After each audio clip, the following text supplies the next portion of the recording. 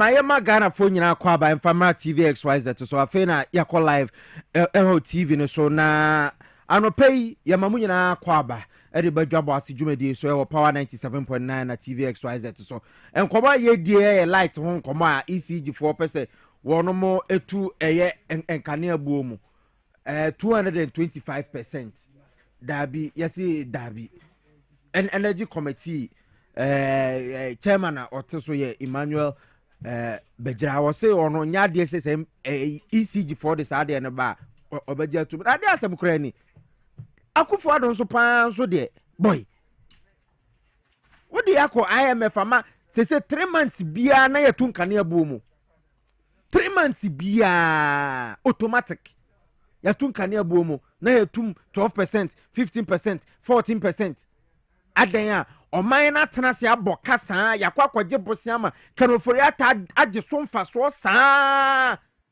yakwaje bosia bia kanofori ata age mu 10% because the bank data bank no ena ekwa kodi akagina mu at that time na minority NDC for say saa bosia ya mo bondo basa idi asembebo yamfi yebekwa IMF minority honorable atofo se mo say yebekwa IMF oni ekwende yebekwa IMF kero for eta bejira parliament because say we are a sovereign nation and then yenko ade anti na Ghana da stretcher so say ambulance mu yeko IMF na enu ntino 3 months bia na yatun kane abuo mu. Except you are not even paying attention to light bill outia. Any insubo 3 months be automatic. Yatum 12%, 13%, 14%. Akra ko fida ko. Yes, ye. Wo fe? Kilentua. Oh, yentua. Oh. Yentua. Akra yentua. Over 200%. 225%. Masa mintua. Yentua. Aha.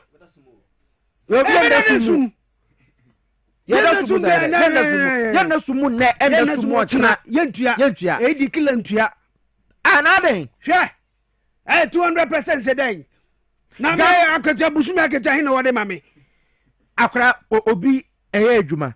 Abranti anase ababawa awasi so a oye adwuma bodwa bosome so a na ya ma na 1000 Ghana anase 1002 ofro trotro kwa adwuma de bia trotro no nko for the month no be 500 Ghana na wasa kwa akotua light bill 100 Ghana a month anase 150 now baba two light boom 225 aden. Can you imagine?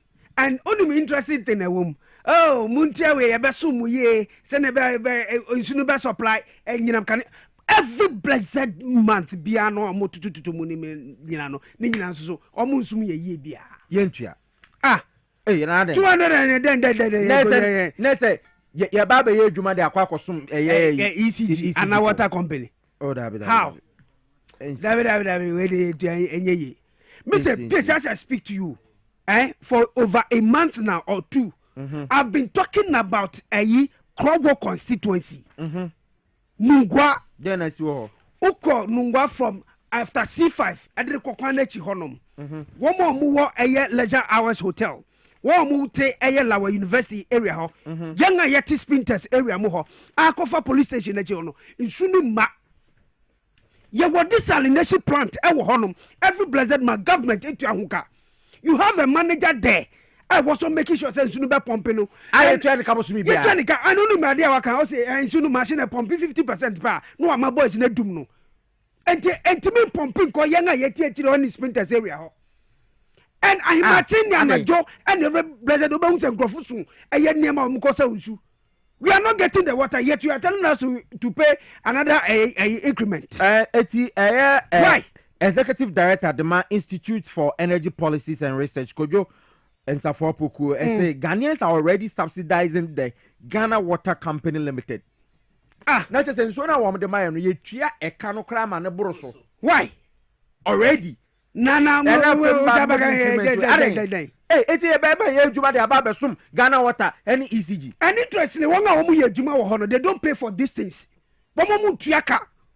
Ubeko ECG panyi bi if you know ubedru hono no meter ne bo but ontua hunka. Ubeko water me say mpotema mete. I know of a staff for Juma or Ghana Water Company Limited. PSA he doesn't pay for a insuna no or debelbunu. He doesn't pay for it. He doesn't. Me and me hunka sunu kwa boema. Why? Hey, and you're telling me to pay over 200% increment. Oh, that is time my kufado ni na my IMF no. Me na me ko over IMF.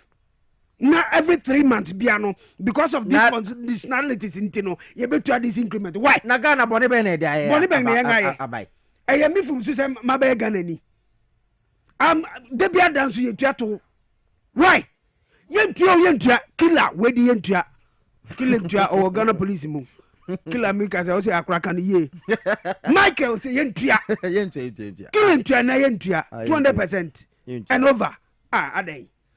Madam Nana ya gentua o ye board member e wo PURC. Nana minimade obetumi aye.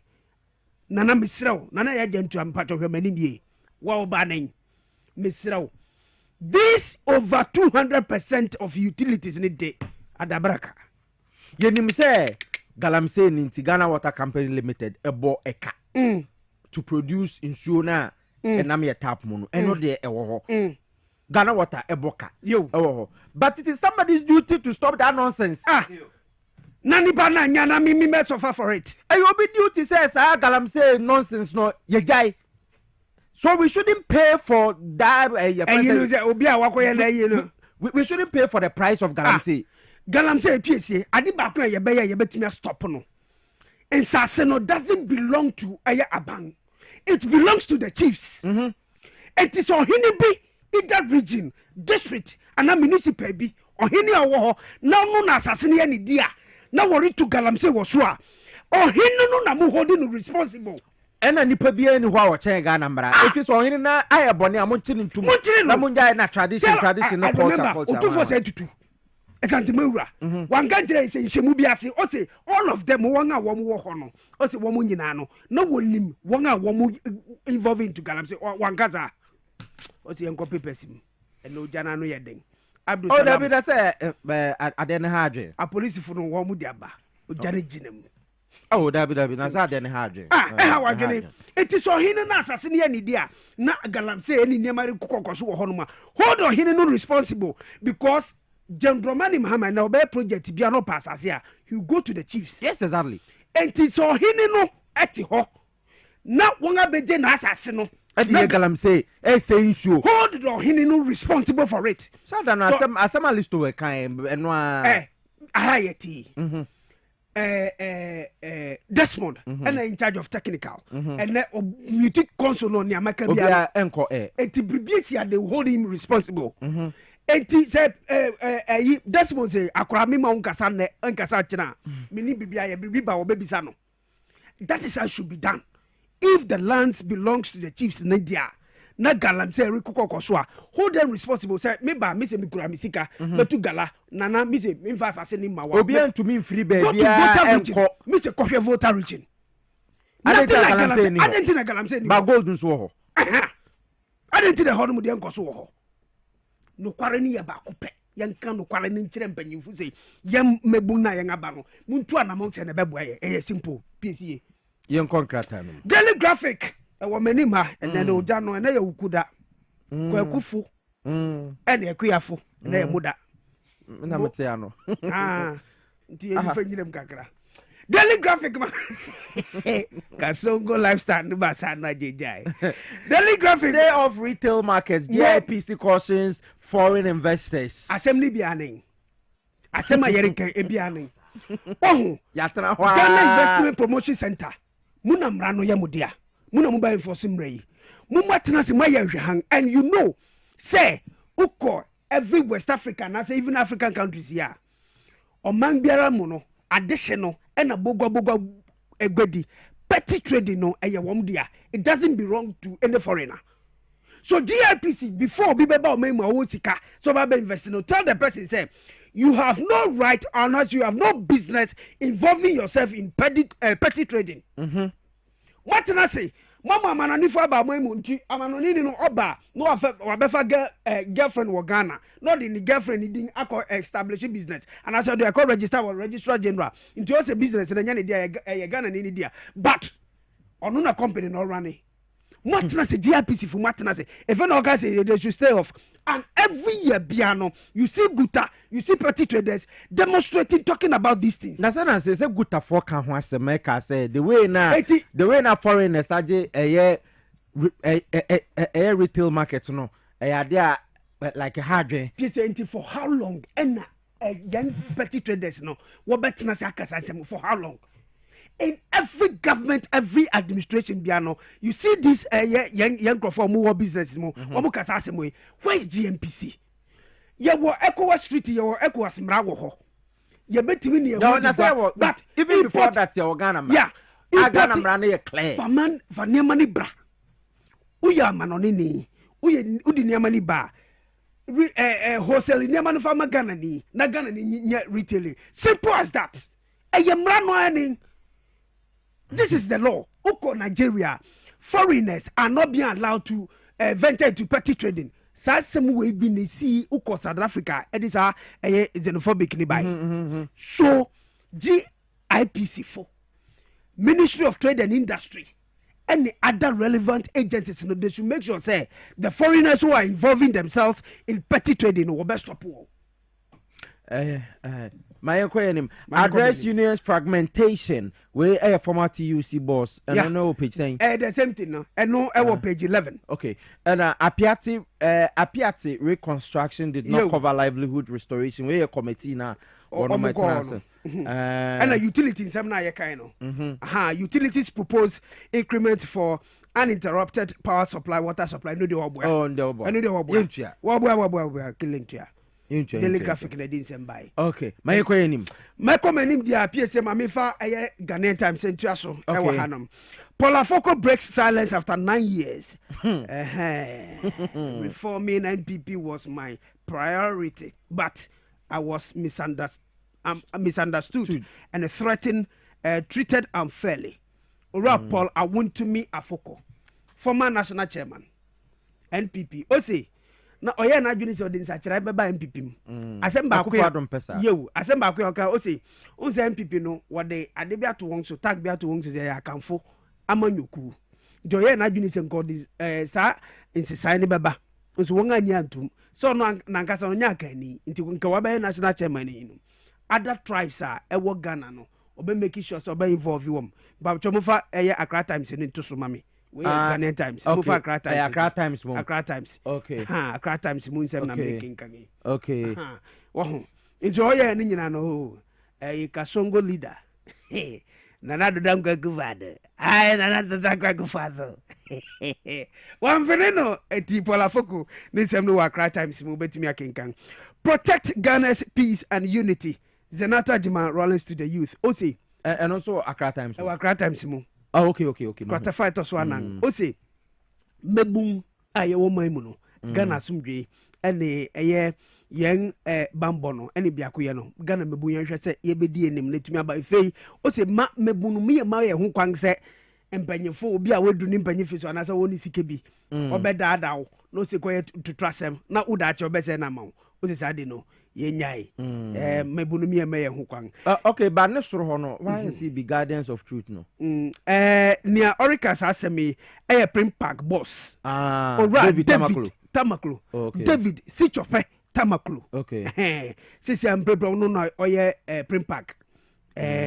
One president and I know so I wom in. Ono say no kwari true do sentrefo. Yanka no kwari true do. Yanka no kre no. Okay. Ehun hia. David ya cha no pay. Back being grateful to Mahama for gracing the 2025 Democracy Cup. Okay. Had to focus on what we need. Yeni we need. Kowenim. Kotogo fu we need. Ewu ake mama. Mr. Kowenim. Ga Olympics fu na ga. Akura woni se betuma du mama ike. Minim. Anti Kowenim. Eti mama nkan no asem. Kowenim. That's so good. Mami fa ba kun fe wie wo the Accra Times so say NPA chief executive inaugurates committee on EV charging point at fuel stations. Na no na make no Friday. Yo. Godwin Eduji Tamakulu. Lovely. International lawyer. Lovely. Godwin Eduji Tamakulu. Only so a former youth organizer or Greater Courage. Yeah. Those days, our time no also no youth organizer. That time na Joma Lucy elections. But not Oboy Juma. At that time, na me share no TV so me argument. Oh, he has always been one of the best communicators for NDC. Yeah. And I think so call MP no nipa wo 2 year Joma for say one fa Eduji Tamakulu kono. I think say nipa kono ya aban no ade papa because of call need the innovation from one point to the other. Eduji Tamakulu doing very well. Now I'm some better than I'm kind. So eti sabre your friend say cars ya charge bebre na e ba man num akra na so unim say so Okrah free abroche na electronic say electric car twice wutu awo port no ya tete so no na Akufo-Addo aban no no me dey ade na bae nti amanfo kraba ye kraba no so wo charge car na e wo kilometers bia ese ekọ ansa na edum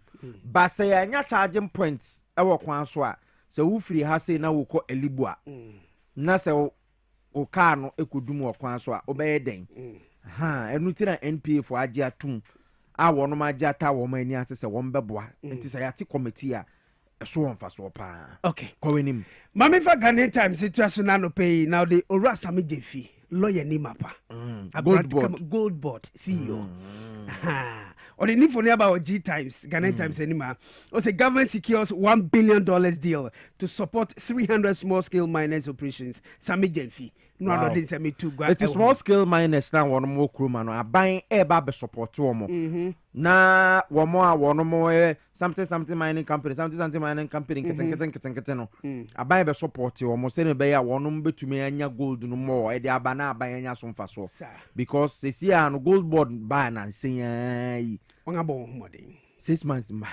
wanga bo modern gold board team wanga bo modern Sami Jefi nyezi wow mo enti wa Ghanaian Times me kurum ni no mo mate asem fufre na no pay wa Ghanaian Times mo gratify to so do a page 2 of no o say encroachment pushes up construction costs. Housing Minister Ora Kenneth AJ Abranti kama nifo ni wa ha Ken na no Ken the ontanka so Ken mi muachi oh fine man lovely Ken mi muachi aya mamenti unka e ka kire eyi Madam Jifa ashinyo se mi pese mete unka na ya so friend na offer there Ken no e kan ankasa de me friend da okay but madam ni amakai yo o ya madam fo eti wa mi come anymore as a friend na no be Ghanaian Times said about saying DPS B5 Plus offers scholarship to children of helicopter crash. Infoni at the Hanum Kratafet to so do ABS page 13 and another pay Ghanaian Times said about him say company BPS and if B5 Plus company one yenuanom makumakwa wo twa na no atoyere teme 2 year one atwa na nanom said no ma and I am Erica Senes company no donation at the amount chief of staff infoni at the Ghanaian Times and him ha nano pay at the unya bi obetumi akenkano humu nsam nyina na page 3 when the Ghanaian Times o say Abronya remanded into police custody kwambafo aka Ohia TV aka Abronya DC and I know kokikan kikan bi and the police for say omra meyi na no was he who alleges must prove it was your mra nti no akopem wo go wentimi amprove nti wo se won fa nko twere abankuku mu kakra nti no so hu sem e o katafa to so ebiesa na Ghanaian Times na me minim ne nti anipa be sore nipa wanyina duru mpanyin fie so a sebio unim nyansa na wasore akwa ba bi se wo kwa akoka niema wontum improve you see and then you are not eye nipa kuma bia keke nyame adawroma MPP mu a owoyi waba be youth organizer e de ma MPP those days na ya bronga hafu region yes bronga hafu region ene ya tete miensa waya kwa di chairman regional chairman for Bono region the fact say one year odwuma yie na NDC agigi wo seat na amana ka ba akono no de danche but we panyi Piesie enema bi wo hwa akra wo betumi aye yese ebetumi abase wusua ba bia odibere bi a ubenya no ma wo ye panyi regional chairman enye nipa wa bia na edi enye MPP mu na vote tone ade na ye omoda anka bronye nko tu ba wakwa di no ese wudi uhuni ade ba kwa wo say man who say some of young politicians no especially omuko opposition they want to stay relevant. You want to stay relevant intina kokeka nkwasa. So to them some of these things will make them it will never be relevant. Na ye ni omema the oboni ba konkoti ono so ti konso ye chi bisa okoka ise sebi abraho sama to ye no ono koka ise ye mfa ye santenete ne omampanye so ye kire no so why a hilo so why a hilo hero na hilo oka hilo mi hilo na meti manti hero akra yempo chronicles on the same time bro nyensem na ba and if you say money hu sensem esi ewo ye no asanko phone sensem no say assemblyman shot dead by alleged by soldiers o say asrafo ni susu say won ni ekun ewo honom asanko ni sensem no na arho say ese me ko bisemu ewo jirigo me ko sisia ebotela aye krado o the sports ne ba akramedase Abdul Salam police ni o wa hafo o say minka josom wache ahafo heva owo goso goso eno hwe na no pe okay goso de miami krom ya cha goso fo nyina ya cha eti ma yemfa de obonkrata no munsemensie wo ha se akra medase ma ebotela ma metra so abusu afo no pe yemfa sadakese ma hola sevia herbal clinic wa wonom so aboa yen pa na no pe yedi dwumadie ebremo wo se na wo yoba na se wo dware wo hu se dwuwa bi aba onufu mu eno no ade na enim dada eti adaroma obeba wonom asoeye menko esejiri yede duro be kan keke ama ohu ato eno eti stroke na ebon kai diabetes kidney issues ni nyina no ade a ye wedura ye betumi ede asan yare nti hola severe herbal clinic there was say only God can heal na emom no wode nam Dr. Hola so ena be ma ho ato asthma koko obana otwa na wo fast na otwa unimo bi otwa afa no ko eno de ye nketen menstrual disorders de nketen be ma we ya 1 minute man no so ye nketo akra bra o de bra ya wa Simon ye na access bank ne din hwe ni mo frɛ 0576656658 0576656658 ofra empanyimfo ebeje so na wo mone wo anso atumi atwetwe nkomo ebotela atena se wo de abugude mu nsam ebrɛ sesiye.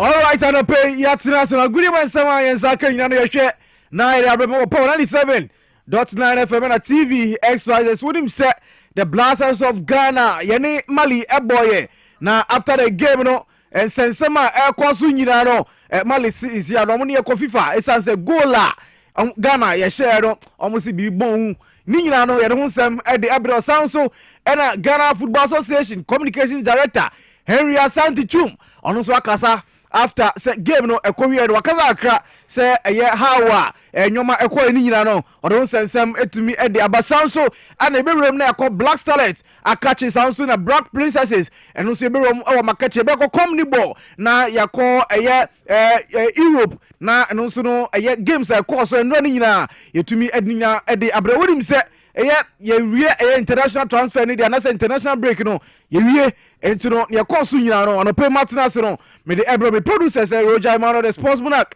kojo fosu fandi na ye mabel sound so na me a matna sem de agudemu ensem me de ebro me din e de ebo Taylor yen hye ensem na say free the Blasters of Ghana catching unim say encheye ena yene eye Mali etumi eboy ya na ede Monday ya ewa cross positive game na eba so no my Ghana etumi ewini 1-0 there na game na eba so no 1-0 na ye win no unim say 19 points group I no ye hwe nim said October eye international break no so no ye ba ye ni Comoros Central African Republic games mienu we no ye betumi ewini e wo man bibia nso akosie ede amaya na wey na communication director ede ma Ghana Football Association Henry Asante Chum Mr. Hart Honsem na American Wakaza Okrah ede afa eye game a yene eye Mali boy no unim say game a ye boy no na bebre na ka say Blasters ase na omo mpese ball no obru be shem na ade samso da ball no boy no omo senye fe kra na wey na Henry Asante Chum ode nyano aba ne okanya ne say o say na Ghana ye pewin enu nti na players no omo ball no sad ye ntie no. I think it will be very, very unfortunate to describe a team said I have just more and I think good more just because of one match. Because time to buy in the World Cup qualified out of the two, they're winning back and they win 6. Abeka Bakuna na Yadika winning. You're winning 5. Abeka Bakuna na Yadika winning. Today we are talking about Tinko, but last year June they could share Mali El Bamako and Tinko. Where's some communications director Ghana Football Association, Mr. Hart Henry Asante Chum Nisama or the two January and Ebisa no say we share Ghana talent ye wo squad di mu a na sometimes and shedan ko yesa we share ball cry ye bona and shedan ko yesa no so no and semben and wo ekafa ye nti Henry Asante Chum. Sometimes these things happen with talent or so that say in theater bia comparison ni bi wo a na was say you see I would take a cut. In the match window we was so good. If you come in, there's an age goal and concede back. Sorry, May, June, they could see a kind of London without a lot of these players. If you come in, it didn't go back, it didn't back. Then September window, if you come in, team will share 8 goals in March, and they almost share 2 goals in September. It's almost the same group of players, but the conditions are not the same. In Accra and Morocco, the conditions are not the same. Opposition is not the same. Team mentality and all of that are completely different. A lot of things change from time to time. Conditions and all of that. And to know some Henry Asante Chum, the Quakra mo be here be Henry Asante Chum say we share squad coach Otuado e de buy na abrante bi ye hunu din ewom Derek Con. Ya twa plane ticket ya boka etwa plane ticket e de amano but abrante no na onye 100% Ghanaian na FIFA approve say qualify say bono ombebo bi na no so no ensemben na owo ekafa ho yenti Henry Asante Chum. You see, the first Ghanaian player was switch nationality, and so what from this argument? It's as if you mean how long it takes for a player's nationality to be switched. Daniel Kofiche is switching a nationality within 48 hours. There was one man boy, almost from Germany, Alexander Jiku, the same. Jerome Opoku, the same. In the affiliates, nationality switch, GFA Nimiana, is that the point? I don't understand. Players here, boy, even Antoine Semenyo, Obu Tuno, where some Henry Asante Chum, GFA, a communications director. Ni somebody etuja efa games and I say game course so ewo Accra Sports Stadium my Chimali ebo meka bakwa omo ntumi answer only say Mali say sisia no ompese omko FIFA esan say go abranta didi e Alexander Juku o share in the 49th minute no o say almost go no as sheda enye go sa na as foul kra esie o box mu into the FIFA ehwehwe sa goal mu na go no omonje na omonfa emomo na say even say ombe anoli go no kra omonje na omonfa momo enti no isisi am no ka say de Mali national team no ana say FA dan ka salon omo atro e de ekomo FIFA say FIFA enhwe na go a Ghana ye share no omontumi enhwehwem na bibia enkoye na omontumi enji go no enfa emomo we ensema no so no FIFA ano so ana say Mali FA no so no de etudwa ano so no ye bohu bi enso ede ema ho na wonim se eye endura games kakra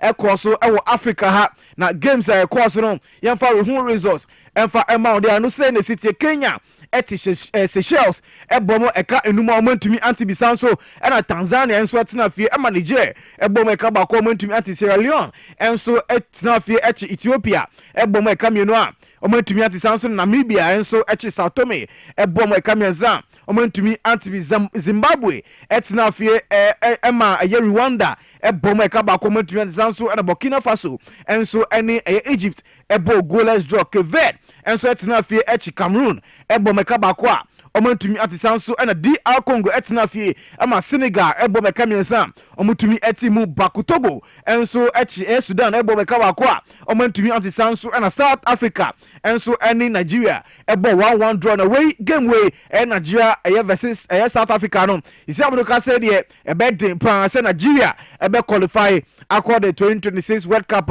ebe course no sanso and other games course no Gabon enso and Ivory Coast enso etumi ebo goalless draw sanso Gambia enso echi Burundi ebo meka mienu a omonso no omantumi anti enso Mauritania and South Sudan ebo goalless draw sanso and Benin enso etena fie echi Lesotho ebo meka ne a omonso no omantumi anti we ni nsema enso no course CAF World Cup qualifiers ni mu a yebo bi anope yede emba enso ho yanko Black Stars omakachi na yenhwere no so no ekoso enso wonim se emrante no bo humaden se mbetumi a prepare for the wafu B zone B U17 tournament and also no beba so no wonim se tournament we ebetumi aboa na team no ometumi qualify akọ African Cup of Nations U17 and also no ebetumi abaso no wonim se endra team no etumi ene goal kick etumi ebo friendly game ewo Ganaman Center of Excellence friendly game ni na preparation ahead of tournament and also no ebetumi abaso no tournament and I say friendly game na etumi abaso no 1-1 draw and also no etumi epiem golden kicks ene the Black Stars of Ghana and also no etumi boy wonim se golden kick omo si akan Division 1 league mu ento ni nyina no omo prepare na say start Division 1 league na omo so no matumi enya adical preparation ahead of the start of the Division 1 league no so na after say game no etumi ekowie no wonim say that Friday so no Auroras ene Black Stars enso betumi edi esieni Accra Sports Stadium no ebe curtain raiser for Accra Sport Accra House of Folk omo first game omo so no betumi abo enso the 2025-2026 season omni ho United and also ebetumi abonto mo hwanim say game ebetumi abaso that Friday ni nyina no be preparation ahead of B U17 tournament and also no ebetumi abaso no we ensem no so ekoso or the Black Stars of Ghana kachia and also no yebon bi enso ede ema ho yanko Black Princesses akachi na yenhwe no so no ekoso ho dia na head coach ni din ede Charles Samson or den sem kakra ede atuja na Charles Samson nsema okenya ne se wonim se team no any Tunisia ede game ebe koso ni nyina no FIFA U20 World Cup qualifiers omo ebe na game eboso no na Charles Samson or den sem atuja se o se team no omo prepare ye pa na omo ready pa se Tunisia eba ombetumi ahwe omo enso ho na wonim se first game yebon de ye ko Tunisia na yenimo akobo ho the second game no omeba Accra ha na the U20 national team no so no emane de no ombetumi de sa game no so ahye so eno so no yebon bi edema munti no omo se omo ready se sa game na eba so no de really de ebeko ye ede ama Black Princess we ensema head coach Charles Samson ono ede atujwa enso ho yenko Ashanti Gold 04 akachi onim se sisia no ka se de Ashanti Gold sisia no omo di team for kra aba bekwa Heroes eno omakoto mu from the Division 1 league sisia no ye change de no aye no FC Ashanti Gold 04 we any team sisia no ombe represent Ashanti Gold Division 1 league mu eno so no ye ka bi ema na sisia no ka se de omo ni Kumasi Asante Kotoko friendly match share so friendly match no 1-1 draw and etumi course no after game no and draw export so yani MC for Obuasi West first love appear Kenim yene ekasaye se na ebisa no se sisie ye hu se Ashanti Gold aba back na adenti na isia no Ashanti Gold motumi aba back yenti ensema eye honorable eye Fostilov eye Apia Kenin or the MI Ashanti FC Ashanti Gold 04 the class 2024 the settlement John Mani Muhammad Bawa so the share was a football say of power of the ask to be back the municipal chief executive the president aka was in 2-1 among na ye di two about Piesie na me adom itimi kokofa be kwai heroes our mobile first division at the bar Dwaboase na se aye from FC Ashanti Gold 04 yeah this team ni ba ye no all the English MMDC the one na so my him to na so se am no ka say last 2 weeks Sunday yani king Faisal ball and I say 1-2-1 and na Yankupa don kosia dan yenya opportunity last Sunday ye premier assign Asante Kotoko and so ball and also no ball draw ti wait say team na and none so na ye dia ball Dwaboase ye mini business ye ba abebo ni ayire ye ho big ye bo ni ayire ho ni aba premier.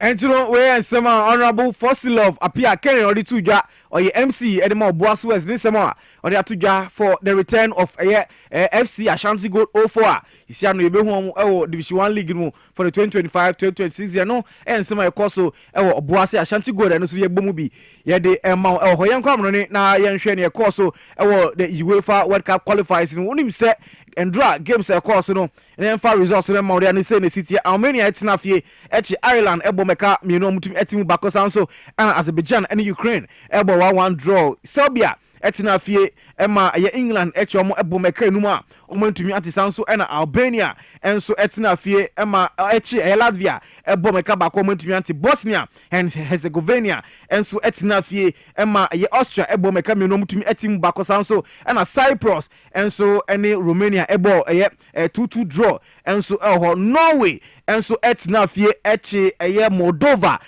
meka pole dubako ama Moldova etumi etimu bako samantini ya 11-1 ena Norway share Moldova na Brantford din the Erling Haaland otumi share goals and also contribute to 7 goals and also ya count them the Mount na Hungary and so etina fie ema Portugal boma kamensa omutumi etimu mienu enso Sanso na France enso Iceland boma kamienu emomutumi etimu bako ye community ball World Cup qualifiers no so there and also say NCT and Ecuador and so etina fie Argentina eboma kabako a omontumi anti-sanso na Bolivia and so Brazil eboma kabako a omoso no omontumi anti-sanso na Peru and so etina fie Paraguay ebomu kabako sanso na Chile and Uruguay and so etumi goalless draw and so ho a and also no yebom bibi and so Edmund Yakonotian Forest akacha isia no head coach the Ange Postecoglou Endra omutumi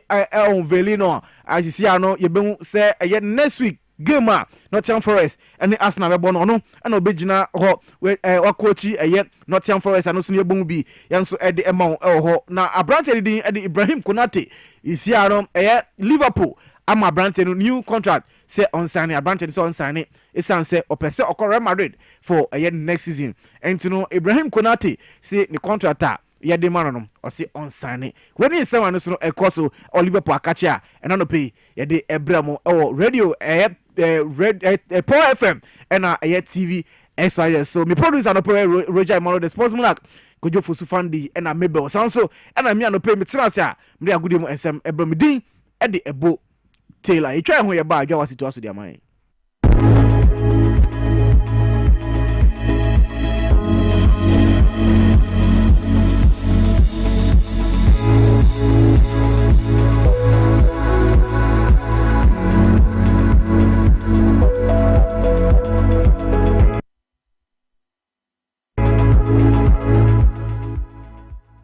Brebo eye adwumada eboa eyam aduane eboa eyi insa free ni peduanim na eboa woni pedua ma etena ho yi nanso woni se niema a yedi na yenom timi ma brebo ye adwumaden sen pote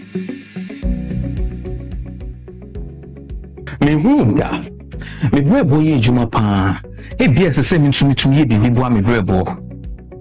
Ani, and nothing what the left it from the Moses Clinic, we have our center about herbal food supplements. What says it? Pa the brebo, ama e ye juma ye. Now, ye juma. Fatopa ye no, anopani and na eboama brebo ye juma ye. Sani ebeya, e betimi anyam aduane awodi, e siesie ni peduane mu e yi mu kinsi. Eno na me brebo kin pa.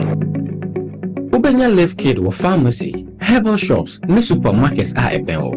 Sa wope dodo so to a 0244 06 8447. Live Kid, wawo brebo, wawo nipedia. Edro yi enye ma apemfo, e ma ema omomanofo, ne mmofo a wonya mfie dumie. FDA agi dwedie krato yi atum.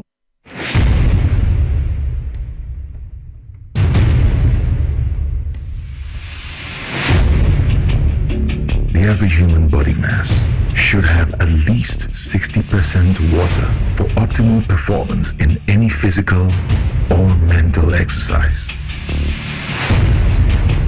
We can help you maintain it naturally.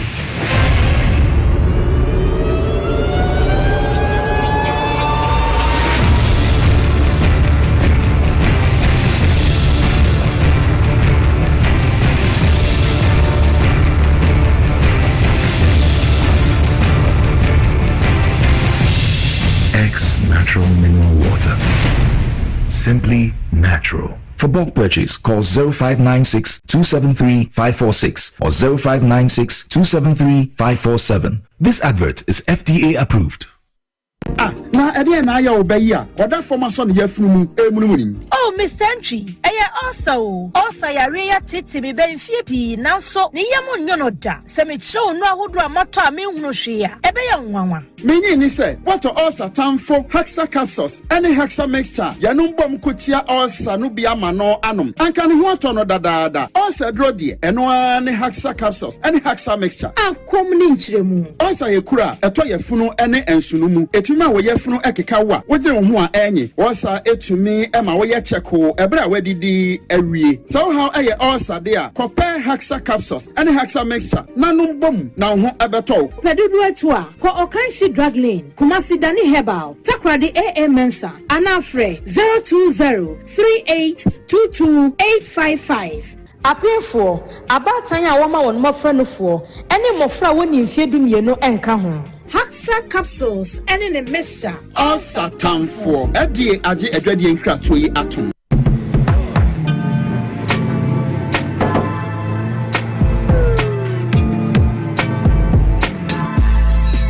Welcome to Auto Check Vehicle Diagnostic and Licensing Center. I hear my car can be checked here without going to Okrah. Sure.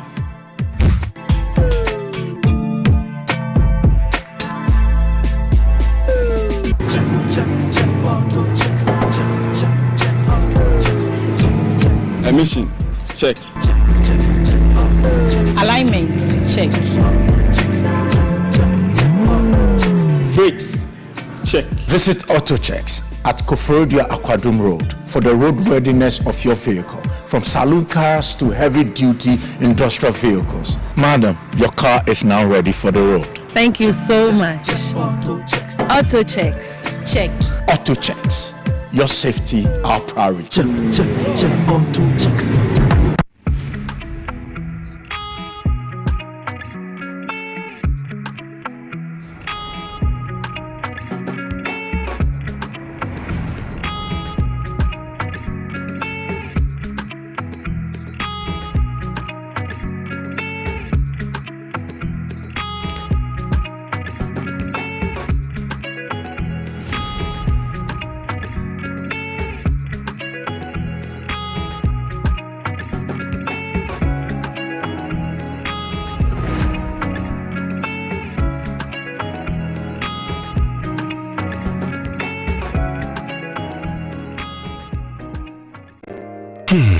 If Okrah na menyisika, edia ye mefui.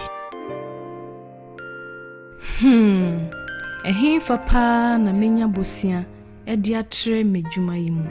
Kai kra mabre ni yebusia ato taxi fufu. Suhum Rural Bank. Suhum Rural Bank.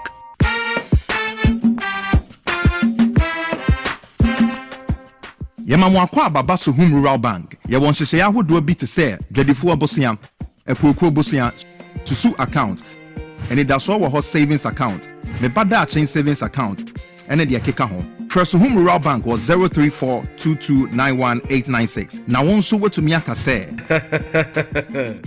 Suhum Rural Bank ama ene mayeka una. Suhum Rural Bank enti me pa minie. Suhum Rural Bank, growing our heritage.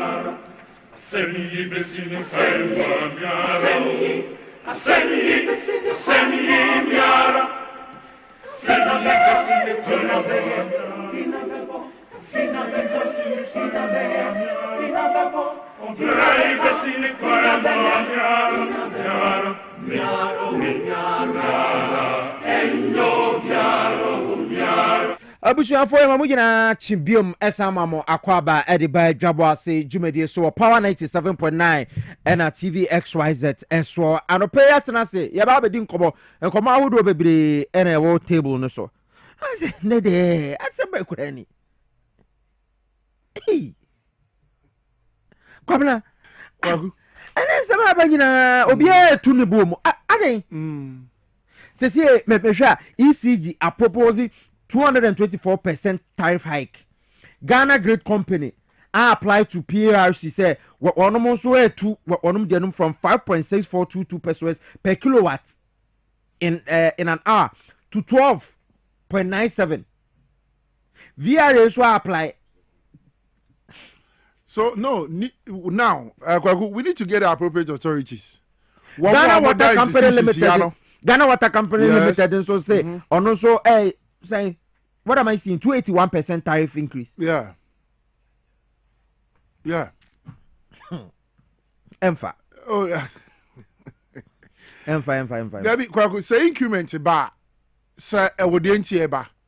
Eti empedifo na dey woman jebre.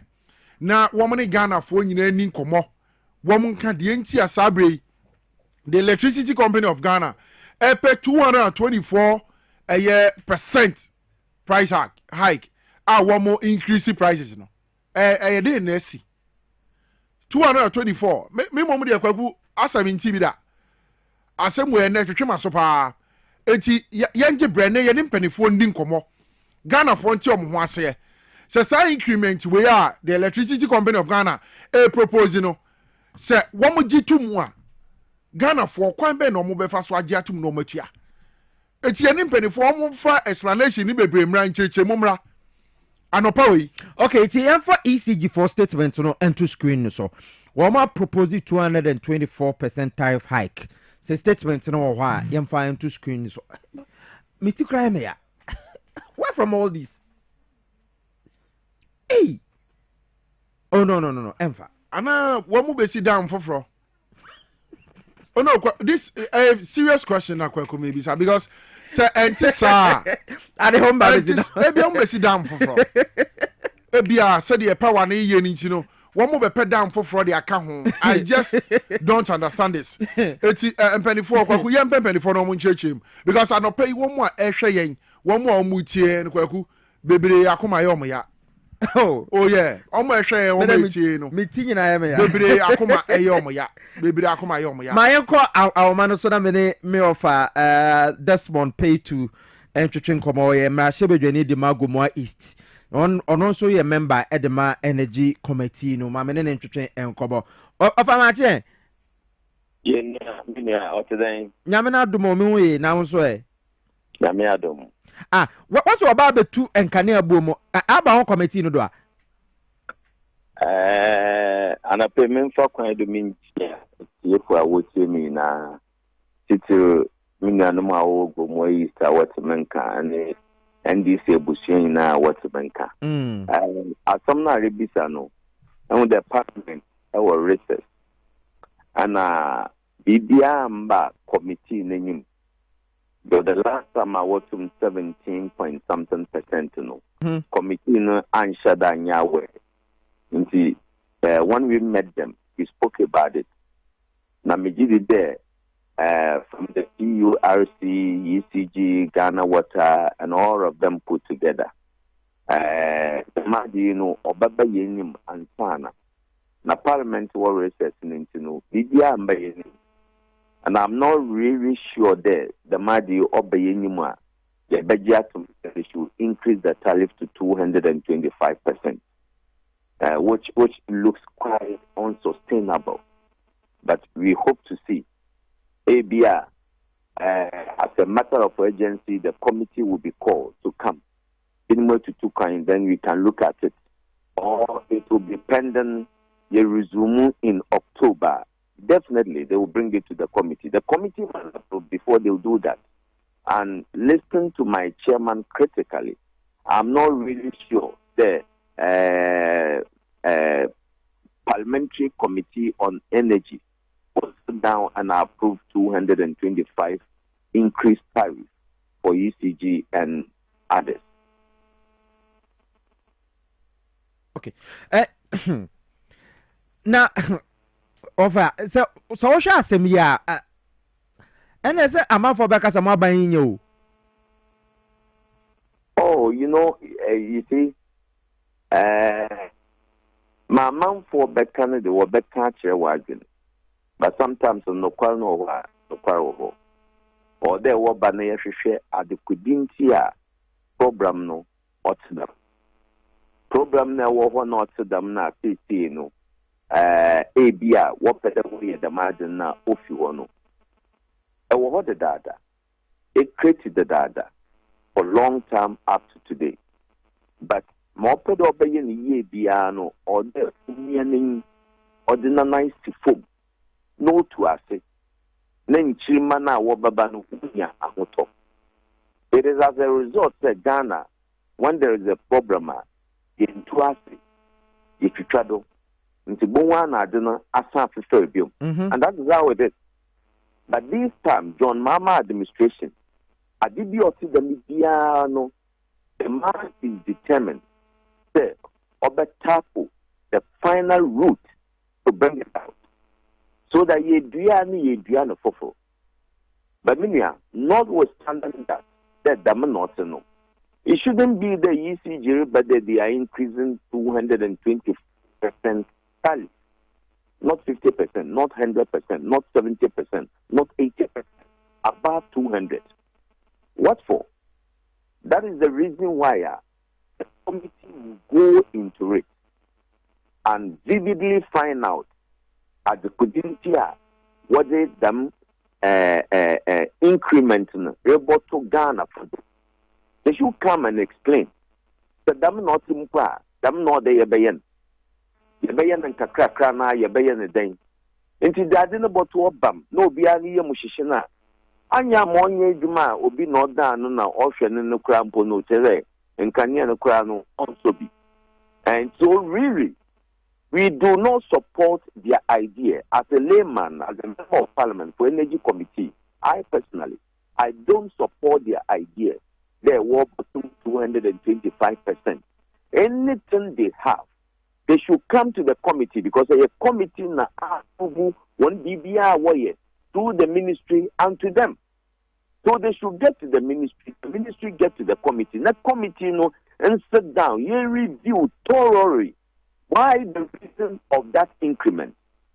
And sana, but Mame Kano, baby or the year to us. yentu asi adama na obeye eti bibia ewo ho no de ade en ewo ho because already no Ghana yewo energy issues na ye say kada ho a enam so ma aban ede sa one Ghana cedi said the ababeka fuel ho after that thank you no quite a problem bia esan obiom because some hwe krata ekramia VR4 essay one more adjustment in their bulk generation charge seeking a 59% increase.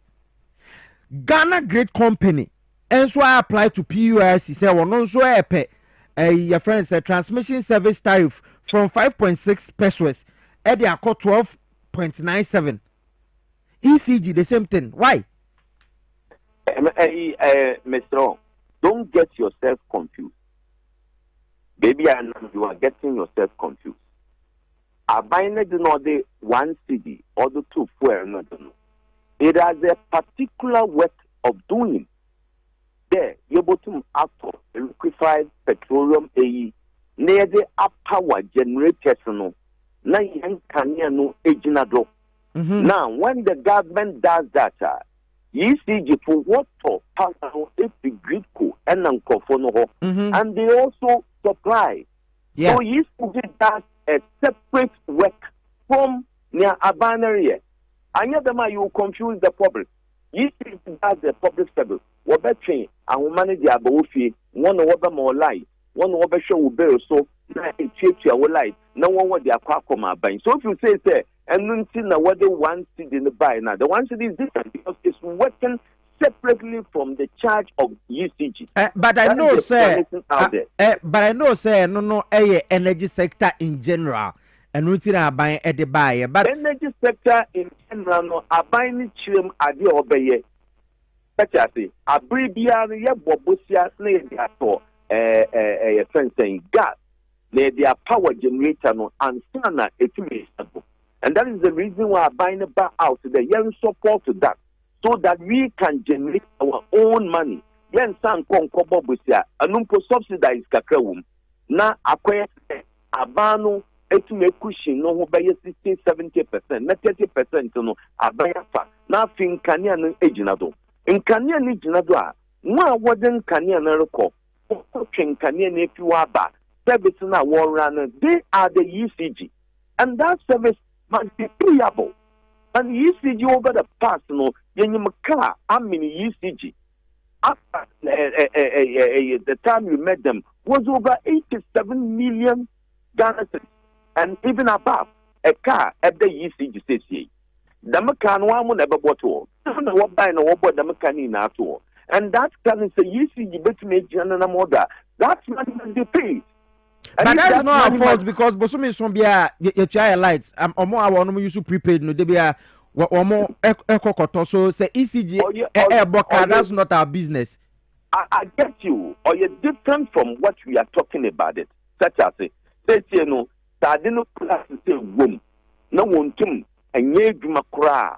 After a year by better do only answer program or by care, your contribution in India. You're paying Kakaka, but what I'm saying there. 125 increments, you know, are quite unimaginable. It is not something that we are going to accept. Not Ghana from the Okay. That is the draw line. Okay.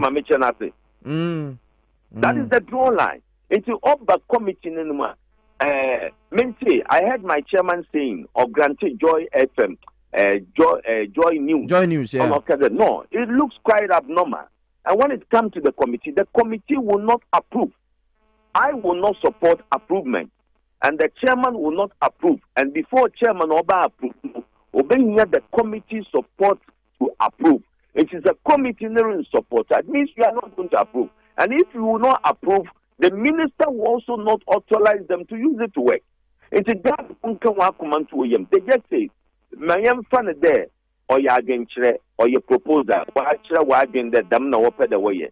But wagon and so on, cheddar ye, Juma, or your day, you know, the margin, one so you know, day. It's such a mamachanati. Yeah, it's a war wagon, Baba baby or the water bag, no, and so ya, ya, drink the ampa, Mamokan, Oye, Anna, Nti me peda me for we firido na nya magana fo wa kuma to wo yam.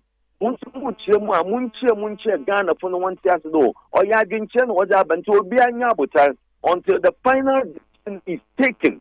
We shouldn't warrant on this spending time, energy, and a whole lot of things on that. It is a proposal, but it has not come to finally state there. That's what I can say about it. Okay, yeah, Ghana for Adam Mwasese as a committee, energy committee in parliament, Moya Madrin say Munjintum, but it doesn't erase the fact that there is problem at ECG. Well, Intina nature there. When we meet them, they will tell us. Eba dintina, ijina could be na jampu ya pedeko F. They will come and explain to us. And we also tell Ghanaian, as of now, problem I in the ECG a cow. They are managing it. It's what trigger straight away to 225% increment. We don't know. To come and tell us. Then we will know, say, as some na more can no another on Yanukar. Mwashada na more Ghana pana. Your mama government don't want anything. There, Adibia be destabilize the country now and Kofu Dano meeting Kofu Yedede and the door Kosor. No opposition for no would jubilate. Madola it say ya can want me. So one all power that time and Kadora 20. Because yakwa afine wiye bia oye den ndama bokosul because obi okranyo me bia pedo okranyo ma obi oye de opedo de no ma bana dinti there will be struggle bia benyini status no de akranyo ma no de aba. When this is passed, no bia akranyo ma, the demand doesn't go on the dollar. It stay as it is. Onumpo ya do Christmas oye 12. It's position from the more in the better day them na ba no obodi de them na aba. One time there were such problems that needed to be solved, and they ignore it.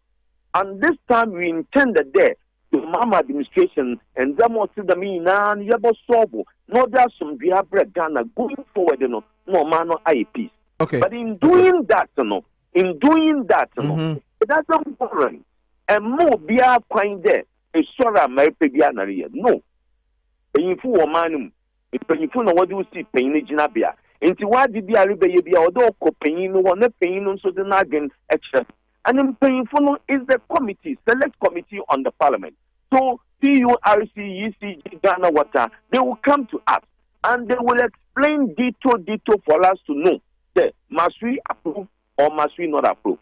But my chairman has already said, say, it's difficult this thing is going to be approved. So to me, I stand by my chairman and I say, it will not be approved. Okay. It will never be approved. So Ghanaians should calm their feet down. And then let's get to meet them in maybe a wake-up call soon. Another by October now, you will resume parliament. You will hear and then it's that way. The Coca management is there, but some won't you offer 50,000? Now, a Coca know this can amount. They will come out with a requisite a year. So Ghanaians should come down. One country Ghana they should come down. This is a proposal. We don't support. But Mama Ghana the side of the government, the side of the NDC government, John Mama administration. Now I'm Ghana there. So that it gives advantage to NPP to say what they are going to say. No. Or the human should be inside. They are running it. What they see is what they are bringing it into whatever outer. It will finally go and meet the president. And president will authorize that. So it's just a question. To me, that's what I see. Mate, openyi ma yemfansi na afena enkomo na chase. Yemfansi. Mate, but assurance na what the Ghana for say the committee will not agree to it non ya dia me sure say Ghana for our mutie and then woman aje enkoye kenu for ata there no say we will not go to IMF na ebe we na yemfansi na an paper TV nom na okumambre ko. Mate. Baby, no, now come from the Jumani. Mate. Meda say what time I when you're my Honorable Desmond de Graft pay to a Marashebeni Edema Omanfa one Ewogumwa East. About one person so we call parliamentar were a member of the energy committee and sa ECG ade we ne ho nsensem no wo mo na say ECG any grid ko any VR for e ka se wo mo pese wo no mutu nkane abuo mu ne ade a e beba wo mo committee no so wo ma dika kadada se wo mo njintum PSA the dika medal honorable say honorable the ground pay to yeah wa mama come about from kakra because our energy committee no ho oh yeah wa ka kire say saabo no de enya dia energy committee no omo bedi atum kilentua eno pani ade asese a hye me we but enkomodie num no won say ukobo 1 cedi ye levy ye de ato liter so say obi ata wontua na mwa na energy sector ho ka bia da ho ye mfentua ano si da bi eno serve different purpose eno ye ka but nanka me pese me hunu this increment they are calling for this increment say ECG for the kanka wono mu nyankyere mu ba wo de ma yentie grid ko for no Samuel Okrah acting director de ma acting director of corporate strategy ewo grid ko wono na wo kire grid ko for nsem no mu kwan a wo mo pese wono mu etum ne ade enti yentie no say yetie anywhere then we can go into the matter. That's fine. Ma yentie no in deploying these projects, any funding constraint will further worsen these metrics that we're seeing here. And with these, we are also expecting that the rate of return on the assets that we would have in our frame over the period will hover within the band of 12 to 16% annually. We look at the utilization of the tariff.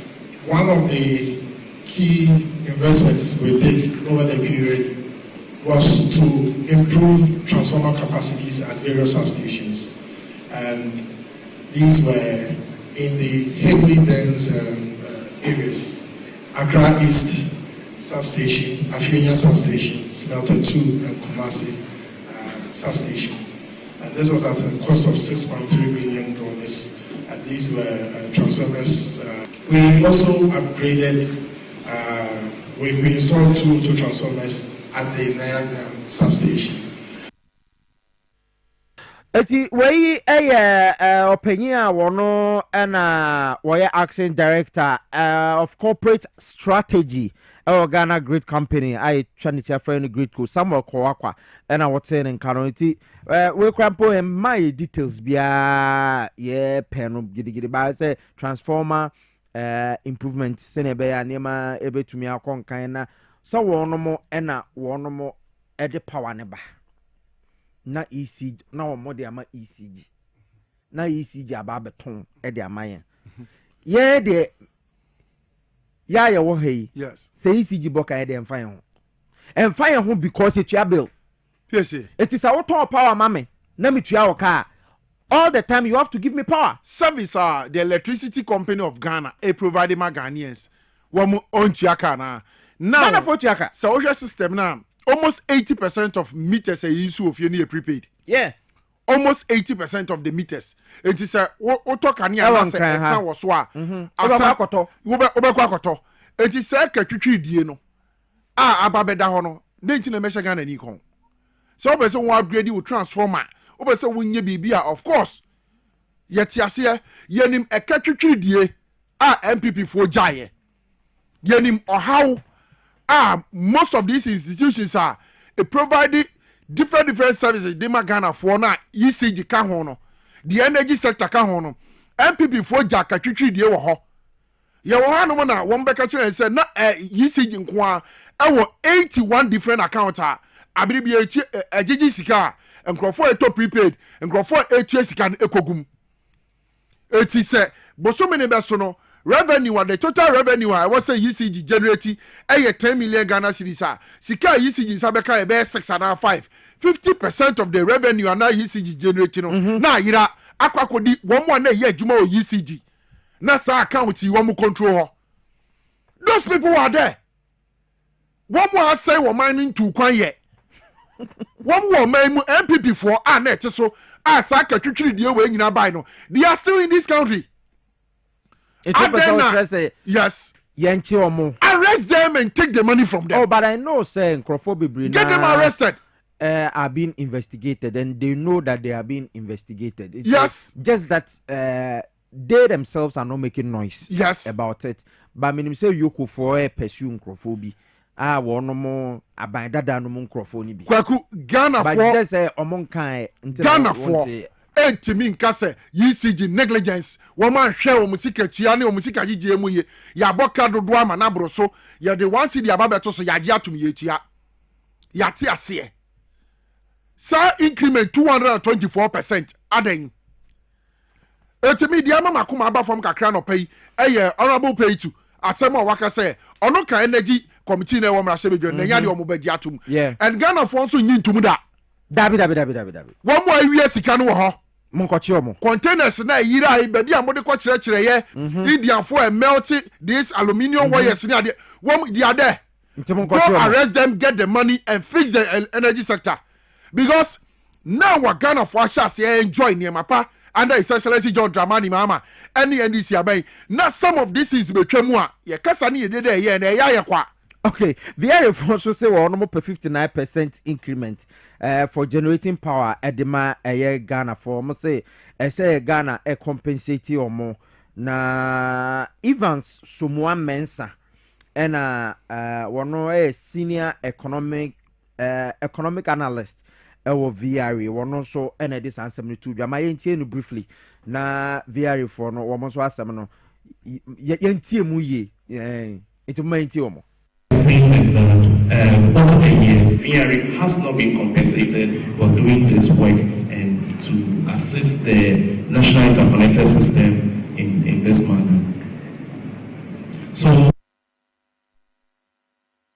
based on PRC's transmission of auxiliary services guidelines or policy, in there you have a computation for compensation. So what we did was to use the same approach or methodology to come up with what we best fit is a compensation for VRA. And with that, we are saying that on an annual basis, should we be compensated, VRA needs to be given about $30.49 million US for Akusumo reactive power generation. And just for BOM, it's just a little bit of 30,000. We want to say that we are requesting the PLC to increase the current or existing tariff BGC of 45 Ghana pesos to 71.8 kilowatt Ghana pesos per kilowatt hour, which represents a 59% increase of tariff of generation tariff for VRA. And the respective disco tariffs are also outlined.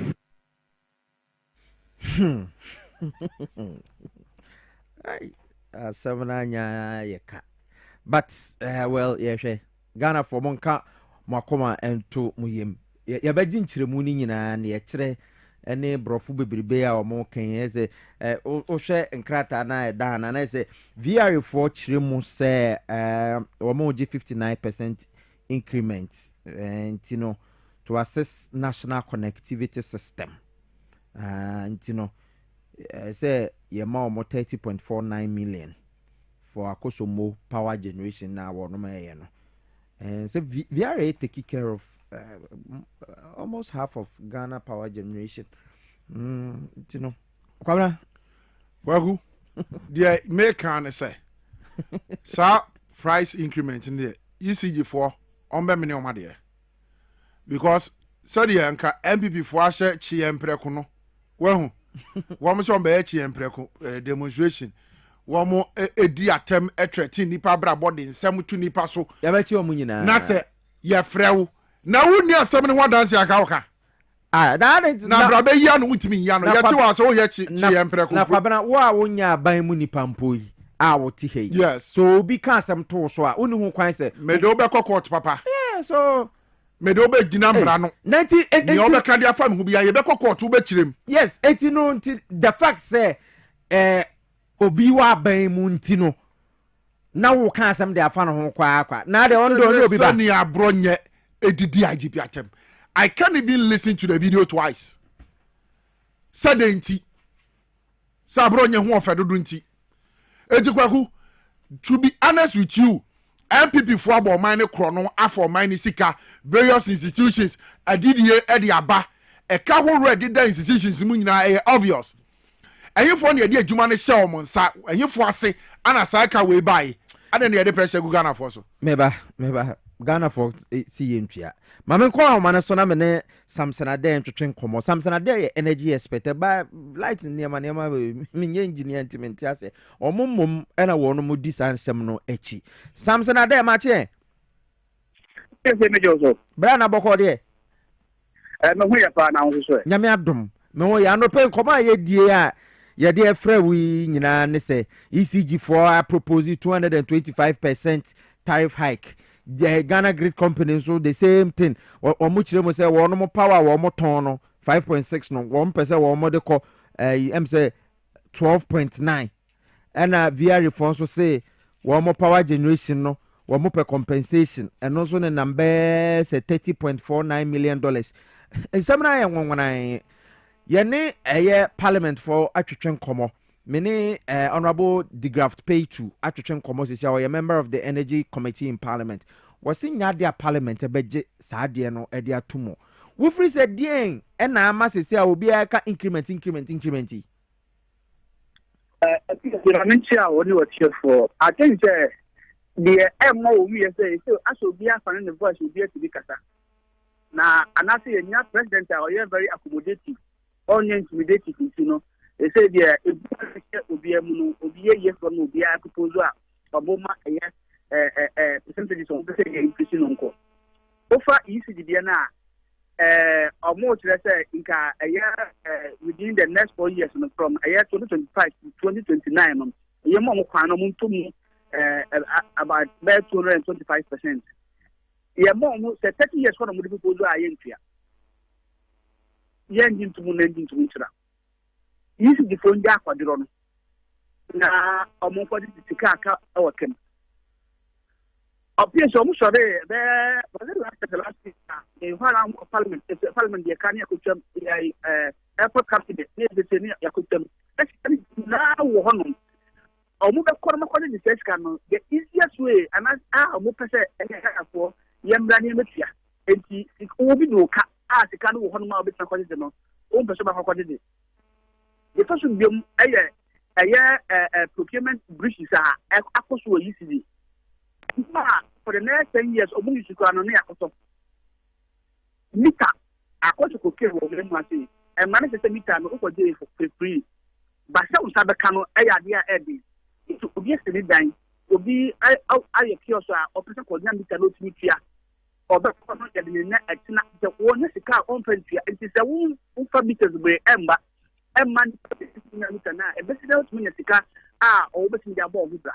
It's a year, me, a young custom, a very, very important before a moment. A year increment of Modebano, I guess a open is connected to one. Yet, a year and 24 hundred or more, a morning said Mitano, a year or more, some of the workers on the column, as or more for free. But let's show only a year BNI. Other security agencies and collaborating among program or more members who do man now with economic autonomy or Muntimi and Shomina now more meters accessible now obedient to be nebi obedient a bit now boa ama a year and put the banana meters now a car or much metri and one is free. After supposed to meters no yet the Bohanoma it easy bear 6 months, 8 months, now a balance of boom, Basaya, Nippon own wood here.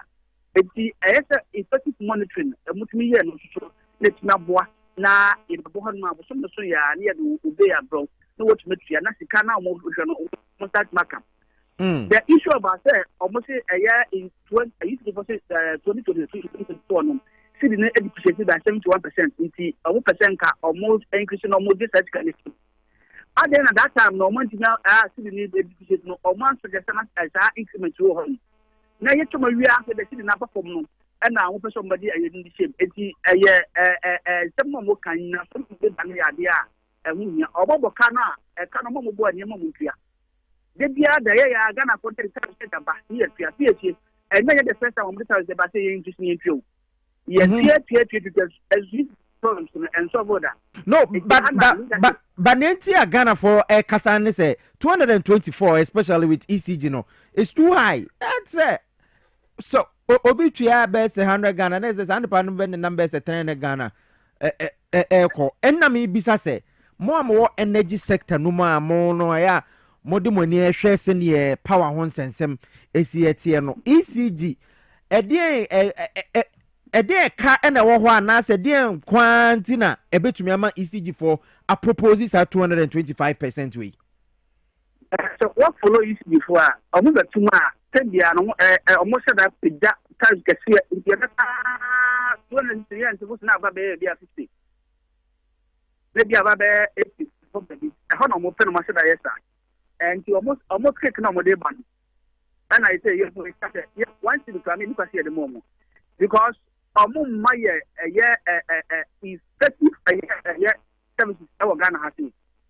Share a new procurement of my year.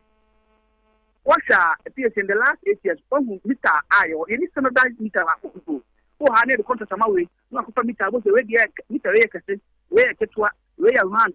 It is a better say yes, standardized meter in mean it's supposed to meter with me every education ready to the ama or one category or more system or moving and not one system meters in the year wants to be per hour and I said 50% per hour. Now you the contract and mama for a meter and yama. If we are not Canada, the honor near the master in the clear. Yakoton Yama and papa near their bayan. Then you are from. And then look at a dream transform one man, so who can one fast and so Asia to go back now to me so because you cry Emma transform and papa. Issue some transform looking at doom. Meaning I contract a man or more any papa. I don't think I give the Naka sentiment in company way. Money my year or my the mom almost supply transformers. He said, to my children who can or mother have my answer. But a buyer name of contract, I go Basaba, not a Canada honum. A Canada home, no more fast attack to sweet, no more back, near Canada, movie. Yet your mom was not a year for so be a crucial. I didn't get it near to my mom, and on my boost of scran can be any year. Yancha a year, one Ganasilia or Montagny, I propose here in Panda. Yes, over here as a second imagine. Oh, it's not just a piano, you're not so fast. But you should be dealing with the betray. Mita, Umita, let's say, over for report, Yamma. It's just can you a good. And after when Minister Energy or one home and I used to be, you're not some response there. You can't go with for a whole used to go around 8 to 9 bank accounts. Minister Rebel or one. And yes, yeah. So 80. I would say in Japan, I think they have to convince some of us, you know, conversation. This is the sales increments. So maybe the problems and one was the almost down. Now almost put house in order. The custom, but another procurement. I won't hear no more. Almost to contrast over the Maya, a year or Mamma Gusan, and they should go after them. Now, a more money for better services. So they are there benefit in our power. You have what the amount. Now, your amount of from yes, you can for it come my. Yes, you can need to be far and the ability a day. Now, I'm not going to put one higher. Ghana one so many times. Many times the bar near Pieta after the or one my home here. I see. It's not just a mismanagement and a day about Drew her. Exactly, mismanagement that the other do has said. I said, commit my or management. And I mean, Attorney General, but yes, and our own city up.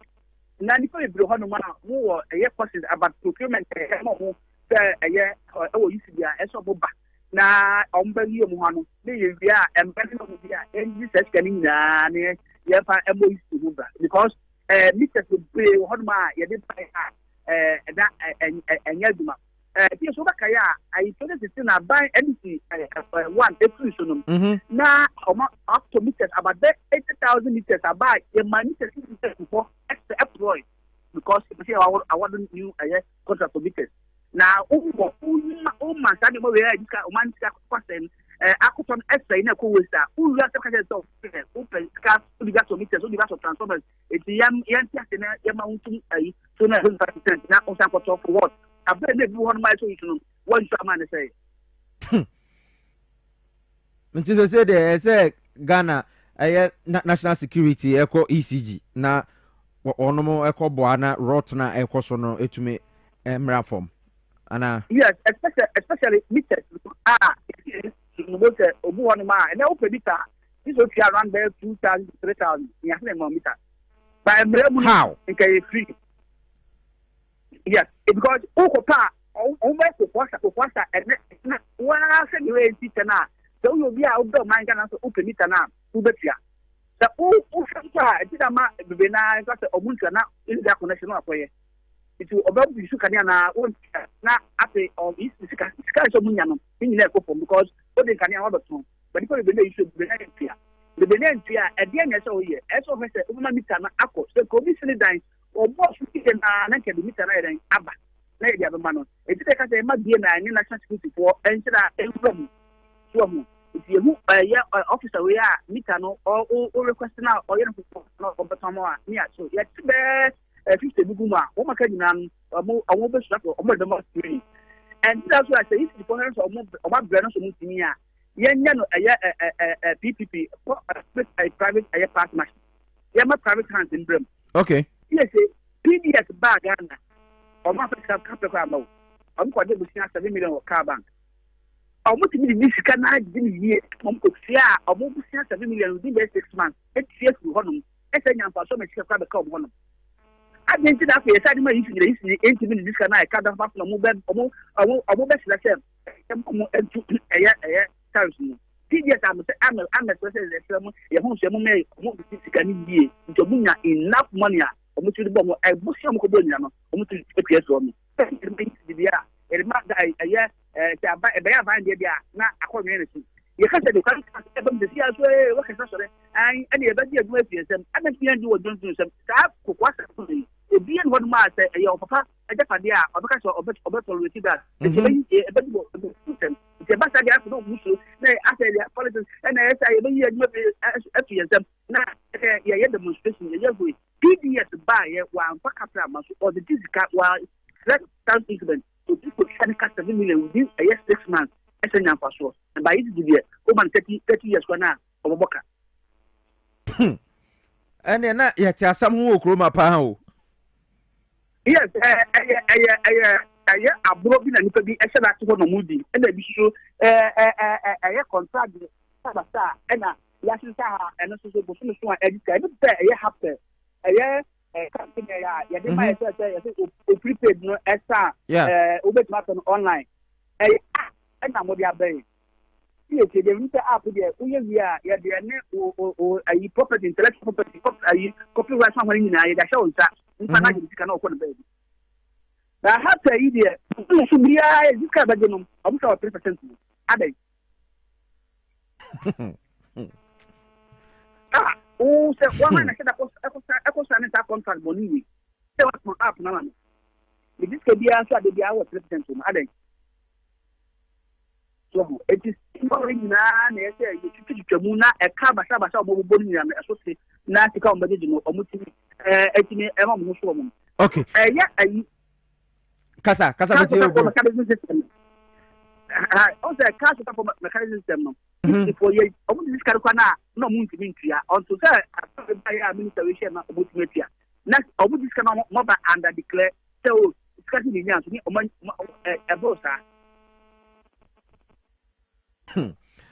eti we nyina no se wono ma aka o ma semi gridco for aka o de VRA for aka o de Ghana Water Company for aka o de ECG aka o de ebekwa ko wie wo energy committee ni so parliament wo ma di come assurance say nya de a wono mo ebeji atum e de expectation na wo hwe de free ho the person assurance of mama no any hotel omo ema omo kasa no omo doctor omo talk no nyesa fe tire no because am ko tuna so mbo hon ma na afi ye to national bi omo bre ye so omo yinu no omo crack am no yempa ye the 50 na 20% no okay ye am omo sa de bia ma sa na ye omo de na ye so omo petika eni matebi no ekwale bi hobi bi nyeka omo different bi a omo de omo ka omo ntuaye we should go after them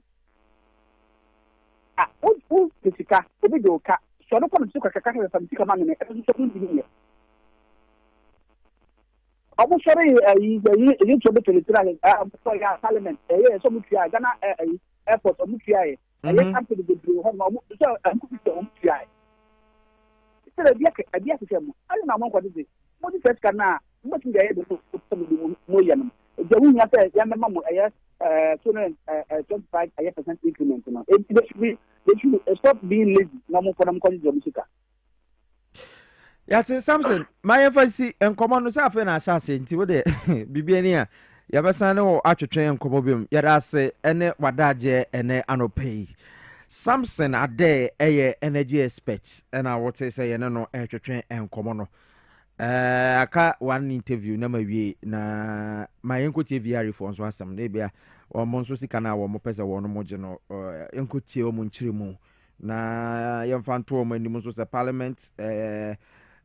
parliament committee on energy nso aye na adwen se onje increment bia ntum na eba ne saa wo mbeye den amayen power wo kuruma ayasemo o charge no almost say rise from the current 19.0875 per kilowatt an hour to an average of 61.802.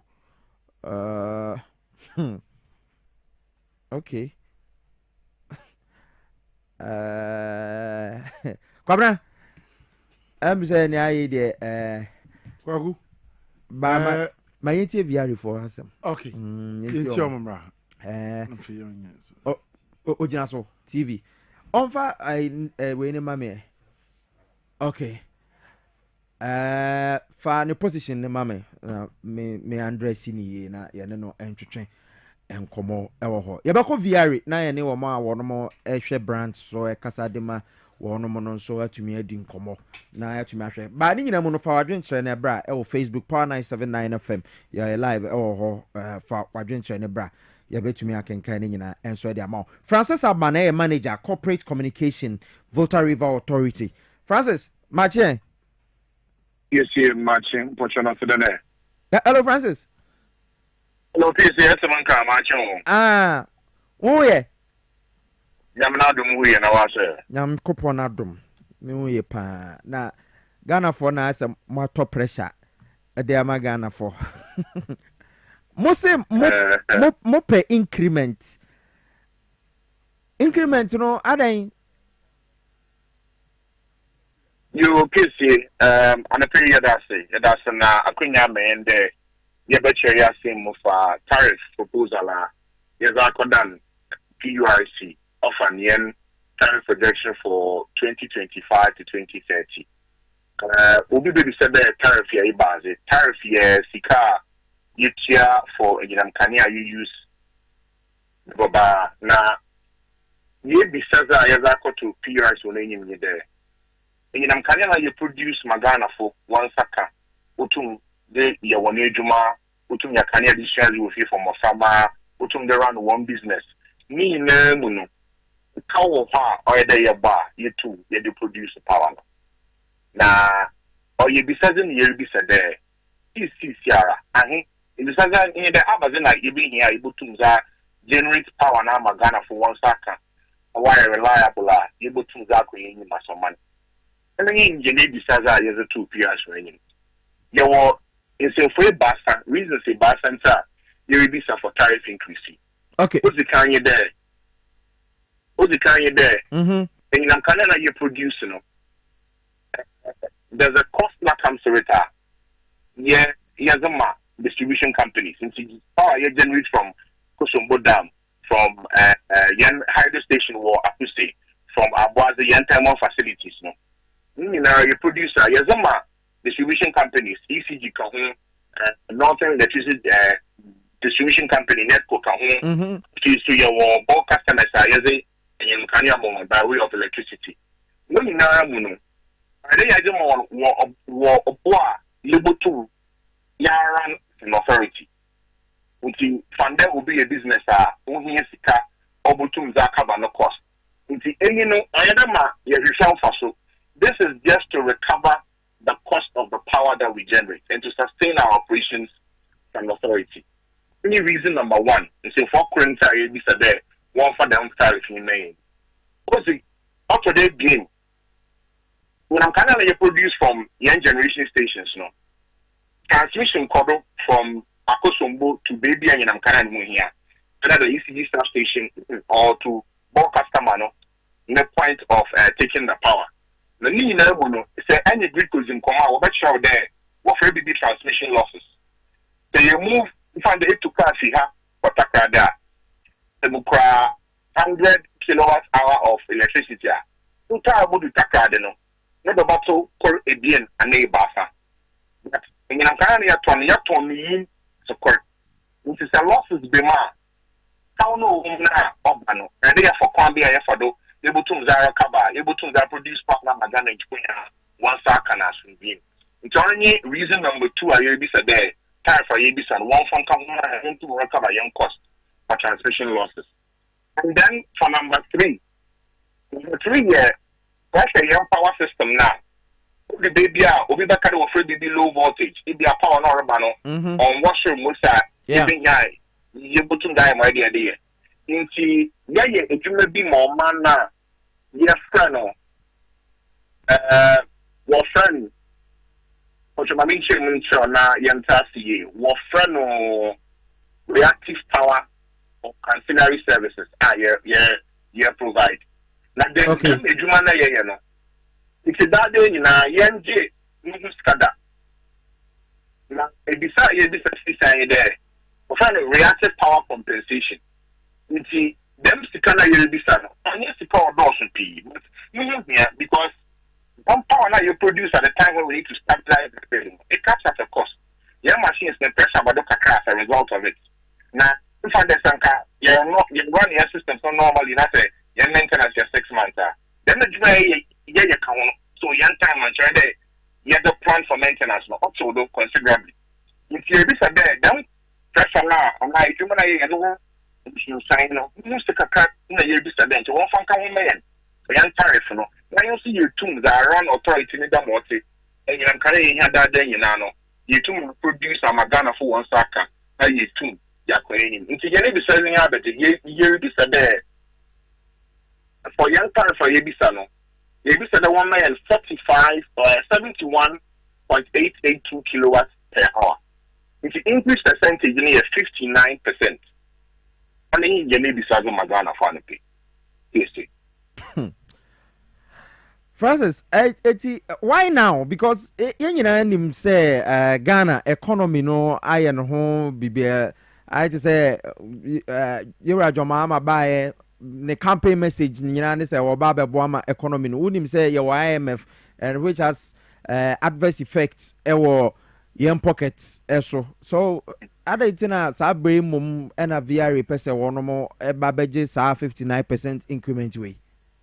You Piesie Okrah mainstream Magana frontiers and yes and yeah your one is the Ghana frontiers tariff setting na or mine the calendar is always within a 3 to 5 year period. The last major tariff review was in the year 2022. You see how many workers say, and when I say a tariff between 2022 and this year, all the tariff adjustments that have come have been by automatic tariff and are minor tariff adjustments. So every 3 years, there's a major tariff review that is done. If you start tariff review, no, and when you start the idea, but here, and yes, a yarn, a castle, and every city will be, like I say, a genesis here, and you should say that order that. PRS and calendar understand every 3 years. Almost try and say, okay, yeah, last time for the month 2022, no. What the factors we never buy and the choice saying I will be here. What's right and project after so we didn't do ma and that boy and ma why generating ever connecting. And PM and Sanadu do you any Canadian now the year still much on project by the year. There's another window to look at for the next 3 years. Then I'll be here move to media abwa and my power provision not quite reliability in the over. And outage is better form. In a kind this is all the time. And no any visa at this time. Iti anya sanya ya pesa ya dia ho chebe Ghana for the answer and yes she had that order that opinion said the tariff review we busa this is our proposal to PURC it's PURC need na for the classic I review your proposal and the abano no matter other factors e dey determine say the any buy na omo be finish so na so mo be so na omo di be so ya so you to get your demand say nti and no the basis for proposal PURC and the relationship between VRA and Gridco then because Gridco also say on also adjusted so power no the my 5.6422 pesos per kilowatt per hour they call 12.976 it's mumu tum and a Gridco so tumu see okay. Yes, utility service providers. Yeah, generation of power. And generating power. No. Ghana Grid Company, I'm gonna handle transmission lines now. Again, I'm can fee. Power stations and generation stations. No. ECG. I'm going to be the bremo. I will feel. Na modumane mo ankrokro nyina ma ginga utility power no okay nti obia me sanka ni nadumo ye no ka wo ho a omo generate e be nya say the cost ebebu sanya ye run operations no sanya e boa ye investments say ye you be to me continue ye aduma sanya ye and no the basis for the prestation we all work together generation transmission distribution. We all work together, but our responsibilities are unique and distinct, even though we collaborate to provide the same service for the Ghanaian people. We all work together, but investments in here, you need to make money. I'm going to force Saka in near Dada and no, and what you say, now you are brave PURC. Some of them to Ghana for I mean, no Casano pay. You busa say, why and then you to me recover your costs. Now you to me, you must say. And a member of energy committee no Iowa Parliament akasa because niamu Kenya also propose I wanna ebekwa wie our Parliament. What say wamunjin to begin with. It is a Parliament kasa wamunjin to me. Edi ene besi. Yes, the proposal to PRC.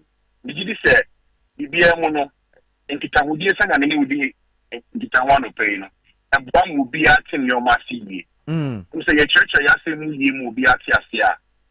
We can come to a decision on what to do. I say young money for the country. Our job is to provide affordable and reliable electricity for the Ghanaian people. Now to do that it comes with cost. It comes with investment. Yeah. And the way the energy sector is structured, no. Say, investments need to see we are rolling or delaying or pushing the problem for later.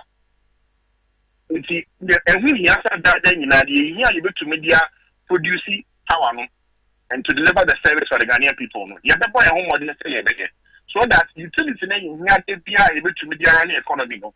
You have to me now you have Ghana kind for no. But for the parliament here, the member of parliament, man take your kind idea. You busane say, all this helps the economy to grow. No more saying I'm to me you bet to me energy or the economic transformation of this country, no. To me economy. Okay. Mate. Eti Francis woni ma yemfa enkomo ne ntwere ha kakra na yemhwe bibia ni a yabesa ne wo atwetwe nkomo biom yada say any what time a wonya ye anope edema power 97.9 FM TVXYZ wo Dwaboase dwumadie ye so yes ye listen to that bebre say what kind ya woman akonya say you between be chim think kra ye busa or tariff increase energy na em say in the future ye be so ayi di nkomo ya chim magana for at say ama ye nia ye reach common decision for the development of this country in Semedasti. Mate ayacha ai wofa engineer Ekokenzo emame why? All right, Francis Aban and our turning Kano. We manager for corporate communications our Volta River Authority VRA and our tell me no train commono. Woma church woma semo but Ghana for so ebekasa yes in ebesiako because the truth is that ejuma wono mo ye de wo mo distribute power na power cost no sometimes sene city no say wono mo etum nti normal 10 a wo mo taye 3 years bia nti afa na aduru se wono mo so etum sene be ya wo betum generate power na ye di amaye nti no well Asemo live on Dwaboase our power 97.9 and live on TV XYZ Kasa Fidie you so ma menda MTN for us on my idea one more eta chi am I digimedi we bro MTN so the pa ya woni ma bibiri wo so it's wuni MTN sim ni bia koneko tobi ko MTN accredited shop bia na kwa kwajo de na ne bo nya den Tengana cities na MTN semen control say ya wo the bia sa auto data ya ma 25% bonus our first data bundle no so iti download my MTN app no Google Play Store na wonso to me kwakwa ka ho bia na sa oba dial *138# na Thursday bia wonso wanya sa emfaso we bi auto data pe Thursday bia na ya ma 25% bonus into me Thursday and I'm to me data na enwachi no MTN say famomo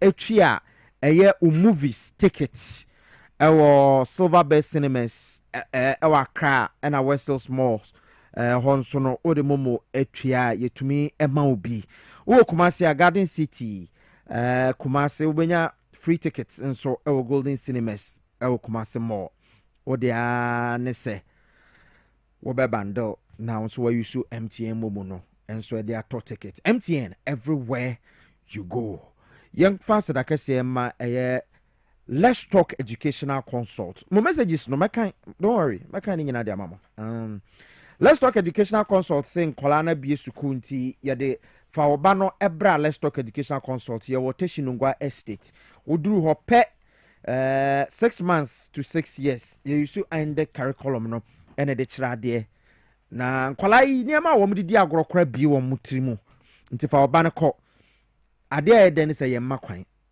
ye tro entrepreneurship public speaking technology and art nti anopai madam time bomb say freno ne fa oba no bra 0249 069 821 0249 069 821 wo fra mpanyfo bajo so Teshinungwa estate Mango Street no so a Lejokuku Municipal Assembly no. Oye owofo a me madam time bomb ba betwetwe nkomo no hu hia pa owofo bia ehu hia wo entity bi sesie Anepe for good morning, a very big good morning, and for more BBR or Tahan Anepe. Na yen san some more kwaba strong them segment you do. Dem menyimano 97.9 FM pet and a wobber a segment with educational obo boa brabo bana brabo na ni future. Internet let's talk educational consult them wonyim no. Ami amizi ho chamio from a dietessa ampofo, aka Madam Time Bomb. Dem wonyim no. Let's Talk Educational Consult is located at Teshinungwa Estate. Yes, Teshinungwa Estate. Yaban Lejokuku Municipal Assembly no. Enti Idu Lejokuku Municipal Assembly nedo Let's Talk Anyan. Osana is just 5 houses away from the place. 5 houses on the Mango Street. Just 5 houses away from Lejokuku Municipal Assembly. The Maraso and Obohuyen with social media handles be to the Facebook Instagram, and LinkedIn.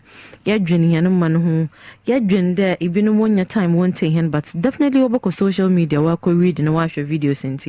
We put there a lot of videos. So like the page, Let's Talk Educational Consult. Like the page and share. Mobi soon non see BB and femfiho. The Maraso nepe number a friend wada. About to my friend was 0249 069821. 0249 069821. Yabatina ha ukuda ena joda na pabiara no yamba fama no one can call inti na yetina ha yetina educational time bomb. How do we prevent this from blasting? Inti no eba Let's Talk. You will major programs be today, after school program, Saturday program, you will teacher training programs and the mwaka kahu. Yen after school program no I tell you practical life activities. Missy obia here practical life activities or the bonebra. Anya the ma dachi be Aya bank manager no na ahro wenya ma park egum mpanafa na wo so dafa another ba baby ebenya bia du shoe bottle ono na so busy wechi improfirm no ba ofia e wonder why basa mana na ehye enyama na we bi so de wo fefefo ye dresses abon ni ofie motinya na into we have care of self, care of environment, and then grace and courtesy. The marathon your culture and history hwe omani bia ni mpuntu na ni yezi ne kan kwa obi batenenka ye ne culture na ni history. That is why ye kobo ball na so wobo Ghana din na wobo national anthem and I was saying go the marathon na other countries ote. Until we need to know our culture and understand what is happening around too. Sure, on said ye mu Ghana nkotin stand this is here as why global village obi kan answer global village into Mofaman, they need to know what is happening around. Abazinorisi were US, Abazinorisi were Kenya, Abazinorisi were South Africa, Abazinorisi were China. All these places they need to know. Osande, the competition is very, very high. The margin our language and presentation skills. Masa, sisa maybe as an okon, ukase no zuboko. Ukase no action. Miss Mabaka, some Abaka no to be na kumado, na junumu, no on you be ye ejuma, and I don't you be a mosa don you ye. Inti se entu mwanka se ye, entu mwan present unhuye ya, Mabakan ono na wazo boko, inti masro. Mude language and presentation skills on here papa. That is why yesterday my family one join here after school program. The master here were Lego, maths and fun learning. Yeah, maths teachers who subjects na yenyim there we've had this AB amani be there maths machede maths neze. Na teachers na ngasa supo when you romantic in my subject no one boy when you want so and that's on behalf of my kids. My teachers, yes, Sherman. Hey, I want smiley through the subject in my hand. I, what me you there? Oh, yeah, but on your dama. Oh, you want at our end, we try to make math learning very fun. We add Lego, we add activities to it. Yes, see, at least your kid, 4 years, 5 years, should be able to count 1 to 10,000, identify them, do basic subtraction, division, and addition. The more in your creativity. You try from how to be creative. You know, Dwaboase said it's all about being creative. Sisi said bloggers or social media.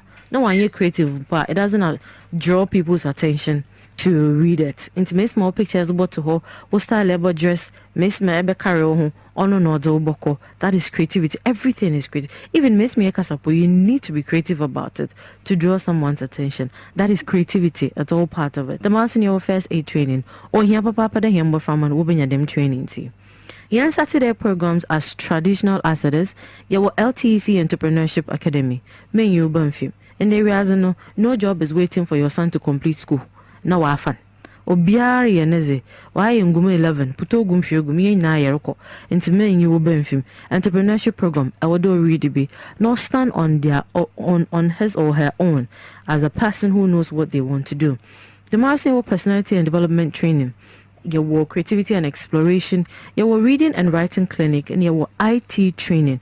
Sisi reason why internet as some mommy Henry one position will struggle. So now men are now ways in 92 or here tablets to tell you that opedo hune pictures. Then an cancel no more worry you through WhatsApp. So just imagine it is changing. So there is the need for IT training. Or by another programs your consultancy services. How you did? what it in then abadzin epede hu education so your bani issue at church epede hu bibi about how to teach, how best you can teach, how best you can relate with your students. Come to our consultation services. Yeba turn it to you. We'll give you the best detail of information that you need to operate. The Morrison year were preschool for 0 to 6 years. At the moment, we are taking in kids that is 14 months to 3 years. Yeah. These are the ages are Yerifa. The Morrison year were teacher training, and the Mumbodu there. Let's Talk Educational Consult is accredited by National Teaching Council to provide teacher training programs for teachers. And to say Chechenya will be running programs, yes, but in social medias handles, so you see it from there. Programs that will help one kasa so echo back to classroom ebenya home as a chaze masa first miss mo chaze no wait mo tro bibia wo board do teacher need to copy answer na fa, but no, there are different ways of teaching now, different ways to go about here.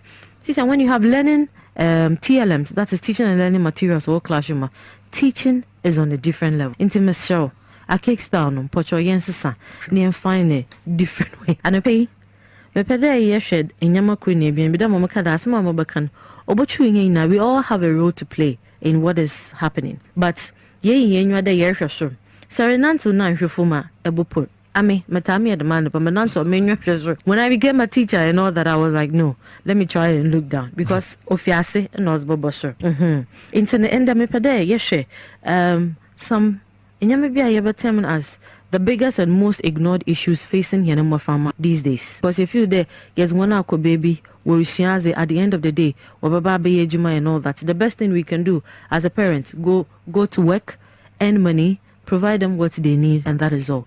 But anyway, I am free there. Time bomb na it's not just about they going to the classroom to learn. Or and if you listening to me, are you a role model? And a role model, who are you a role model to? Because you want painful people, they are doing amazing stuff in the society. But who are you impacting this knowledge on? Mwana and the Erica in the day na miye, day na moroko. This is how I have to go about it.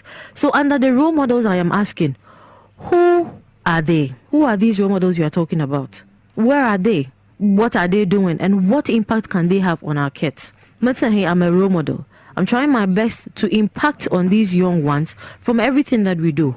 Of all the journalism programs are Oriye, Oritrazi, Orikoba, as a role model, Abadzi and Oriye. That is indirectly from your end. You are being a role model. I will know in there you are doing that, but every parent is a role model in their home. They are the first role model to every child. But I'm looking at you. Don't be just a benefit to your kid.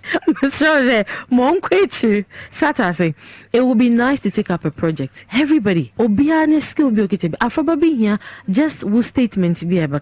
Saturday. For their teachers, they see them as obi or chehonado. No wa pass exams, no wa kuhunenyim. When you don't want to impact, they serve as role models. But we see young people see people in the society doing stuff, walking to them, talking to them, and they feel like Charlie.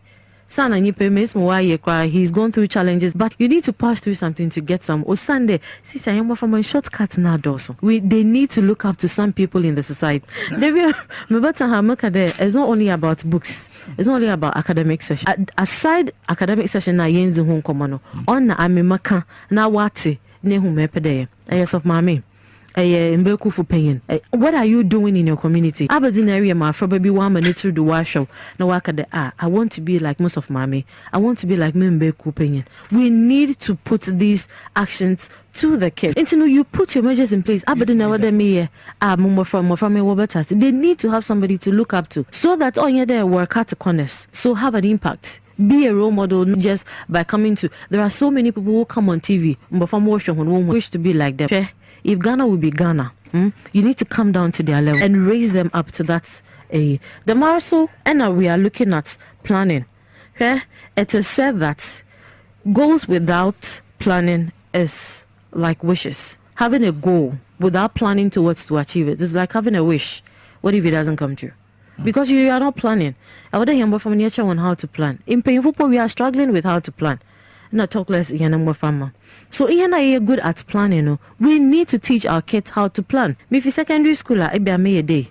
me fi ha mokwa ha me fi yam di baka because I know some kids who have multiple interest in other stuff they want to do. Nipa kro onankasa pedoye lawyer or pedoye my friend medical something or pedoye de inye ne ha ne fi do bi azukra on to me the others. No, I mean me a typical example. I'm a marketing and sales officer metne executive straight who have worked with some telco companies, and I'm here. I'm a teacher. I'm a trained journalist. I'm a public relations officer. Into who says that you can't do it? It's just planning. You teach them how to plan. If you take time. It's between times 2, 3 friend, and yes, you can become who you want to become. In painful say, or even Bible nankasa poka, also write it. Write what you want to do, your vision, whatever that you want to do boldly, wherever that it will be. When somebody sees it, Yipakono on your run. And I credit Apostle Dr. Park with him as this one. It's something he always says. Write your vision. Write your vision. Whoever sees it will run boldly. I would try boldly. So these are the things we are looking at. So when you need information, you want to know how your word is faring, how they are going through something, how it can be solved, come to us. Our doors are open. The end doors are open. The consultancy services are open for you. Walk in. Let's talk about the kids. Let's talk about how best to understand them. And then move on. Interfrayan was 0249 069821.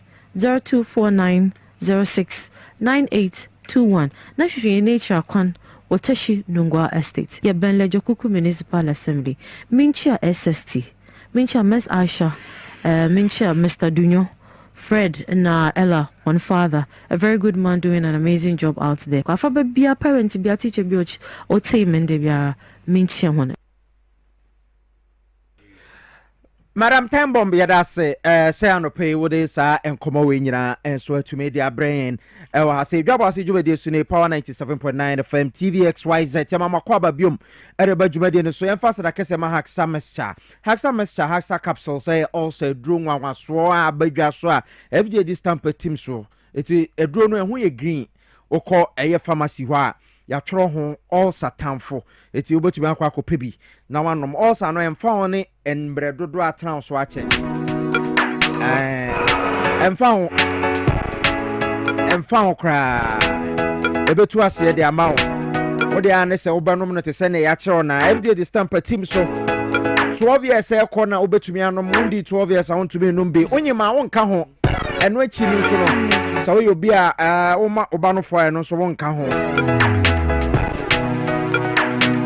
Opa do na tua obetumi akoye Fancy Drag Lane Repass Ventures and Hallows Ventures Madina for Benyabu Cats Pharmacy Kama for Benyabu Little George Community 5 and Kaswa for Benyabu Ducat Pharmacy 0240-238-310 Haxa Mescha Haxa Capsules Anope mamin pesika enfama mega cash lucky box no ye bia mo bagaya na anope ejiremu den amanfo didi pa eti awon so betumi akwa bobi na so wadi sika ni be dial *426*5# *426*5# our phone so na select your PlayStation to Super FM and TV XYZ. I don't know the tickets back could be 5 Ghana cities, but I don't know. Obetuma boa do bia pebia. O choose yes, obo *426*5# now. Now I select two station no me say Power FM and TV XYZ. Now fe uwia baby adoba kono obako 6 exciting options. Number 1, number 2, number 3, number 4, 5 and 6. Number bia uhunu uchusu a likely say sika demiti so who choose na say sika dem a sika na dem no na ye odea yes and pay ko pesika all networks obetuma atwetwe obetuma bossa game no your NLA characters platform no eso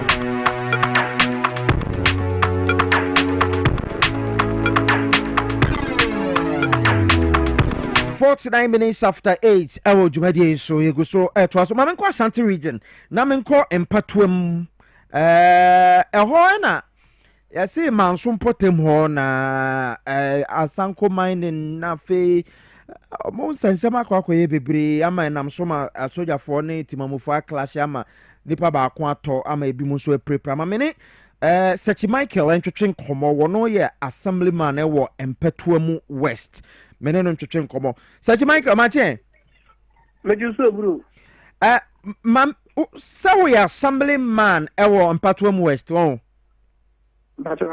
okay yada asesa wono ye twetwe nkomo Power 97.9 FM Aaron Crying. Dwaboase Jumedi so live on TV XYZ and so. Ana ebane say ankasa. Me chewati fu nyina. Aye nansana ne. Ana jamlanti e wokumi ya kwa akofo manu obiane. Aye community man ni bi kakra kra mo yeye. Ana ja asanko good man. Ense wo fabugia.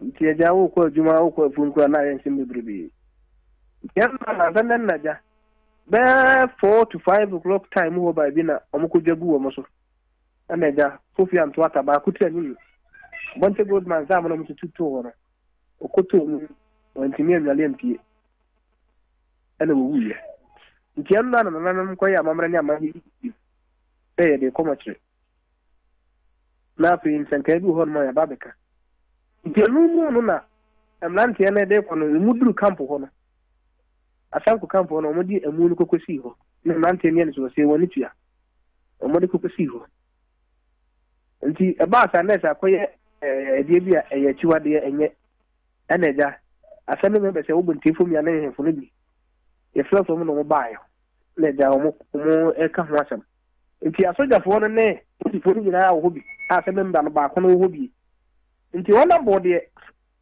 ebe ne koso na ebu no ese oba no ne boys na be dey abe kasa ono so ni nyina ye pani wo assembly ho for consecutive times ya proba man sa makoma ko sa mpre 90 buntefu ma de ye nyina no wona ye pani ye papa ye na mi bi anti ono eba no ma be kasa ono nko so kaso da fo na wo duru audience ni mu na nipa no mu na anaja aso da fo nda ni togu no so pe ki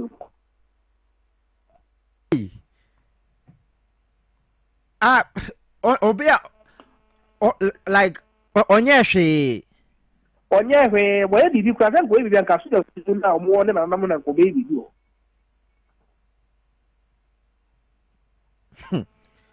sasa mo start prepare so nyenne madika didi hu nkomo ewo eye fie ha pen adenti why na ese o kan onyankan ye ntia ama akwakwa te se eye tan ababeda asanko mine na afetimamufo ewo yesa empotemo no aya kasa se ko pa the best 20 good years ni ni atiri ye ni o mun act asumbium bosha o mu se nyina akra o mun enso ye yemfa o mu ho ye kwan mo nam so bi etimi bi 4 years ye ntwa so da ka pe se ko tan so he ni to go ni friko eni ma hu be bebrebe so ye man tem han mo a bi awro ho na ni enya ni kama fo ezu ampa se nka ba mu ni pe bi pa man tem ha eni ka se ne be ko kan wo so theater ma ban enti o ba man tem future etuko eprolimu ehon nyama enso pa de be wata para so kra na ye wata ikonu fifu ni ba bia o mo kra na kwa o mo nam so se ye sisi da na be duru ho ameni party wo kwa na ho pewu na nse nu dim de si apiati ikonu nyina bomboy enso ha mo to mo de fa so kwa blessing nyina mo de fa kwa yeso ya sti kro na ba to kwa no enso ye nka we mo ba am ka mo de convia bus and de load ne ko ma nya na sa bonte goldmans kwa na da we jato hore no na mo sa ni na mo de mo nemu mo sa de mo load no rede ekro ni nyina ko no nka we pre ko pe afede na nse ko da sori a ku kwa fuomfa ye te wabuyi ni ye training da ye 40 years pa to 4 pa to 6 ese nyema ensem fatanko na ye de man ada ye kumnipa uyon kunipa Ghana ni a enye Senegal ni enye Zimbabwe ni ana wona na kinga na wokwa na nka bonipa ho ban na wo mi akoye boni aka wo kena nka do kuma so ni na formula kwa so hada na dem la se wonsem kese Ghana na wuni pafo ana wuni sikadi ya mranu mlanu di ba wo sikadi mlanu ni asana member di medina makase me faso ni system ya asana member to man de go me de organize let me ko bi ko menye he said me mfa me mfa misika minim bi mfa mo mai na assembly member deɛ Ghana mla deɛ no ho ɛbɔ no ho ban ɔmo sɛ assembly member kɔ baabi ma Ghana police edida baako pempo ɛbɛka ho ba ɛnso bɛn nkɔmba nyina yɛ ne ɛbrɛ MP ɔkɔtra parliament ɛyɛ ɛhɛ dɛ kora no ɔma ekuro assembly member obi we ya no obi to so bi wo ya no ko wuye me ne ɛbɛ fla ne o na me de nkɔ sesa me ne ɛbɛ fla me etia meka obi do bi ya ta ma ko ngom le kwa e bo prum ne afla ye tia wo ka na wonde wo nkwa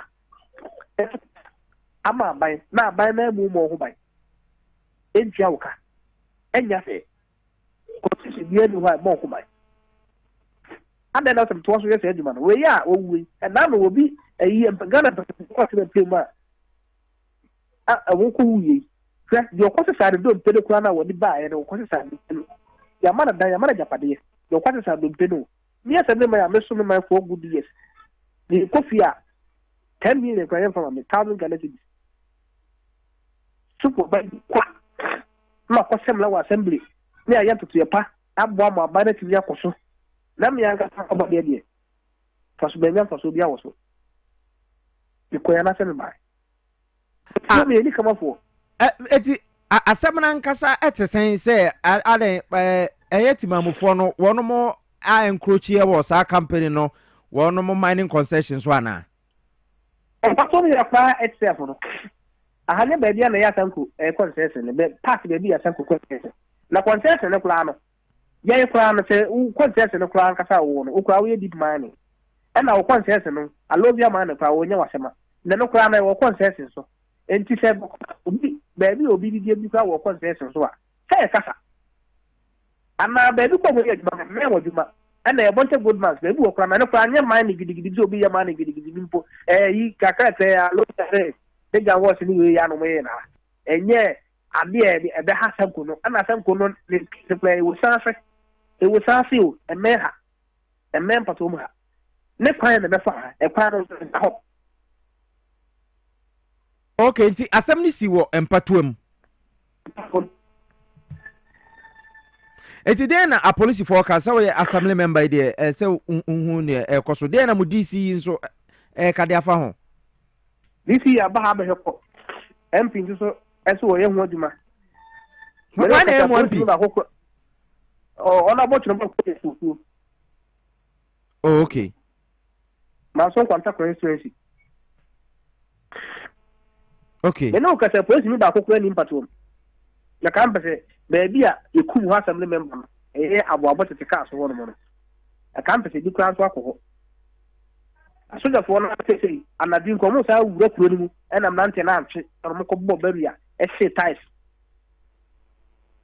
ada ebo ne be ni aye eti ma hu se car bi ma hu se truck bi ahye ba ne sen na truck ne hye truck ne bus anu o ke ni bre di bus anu sa koye eni an han ya de ene ma man tin to bobo kai ni ko to bobo glass na fa ka te fire ene ja to mu to se we so ka we ya to eti at any point in time bi ki to bi kwati para program ja to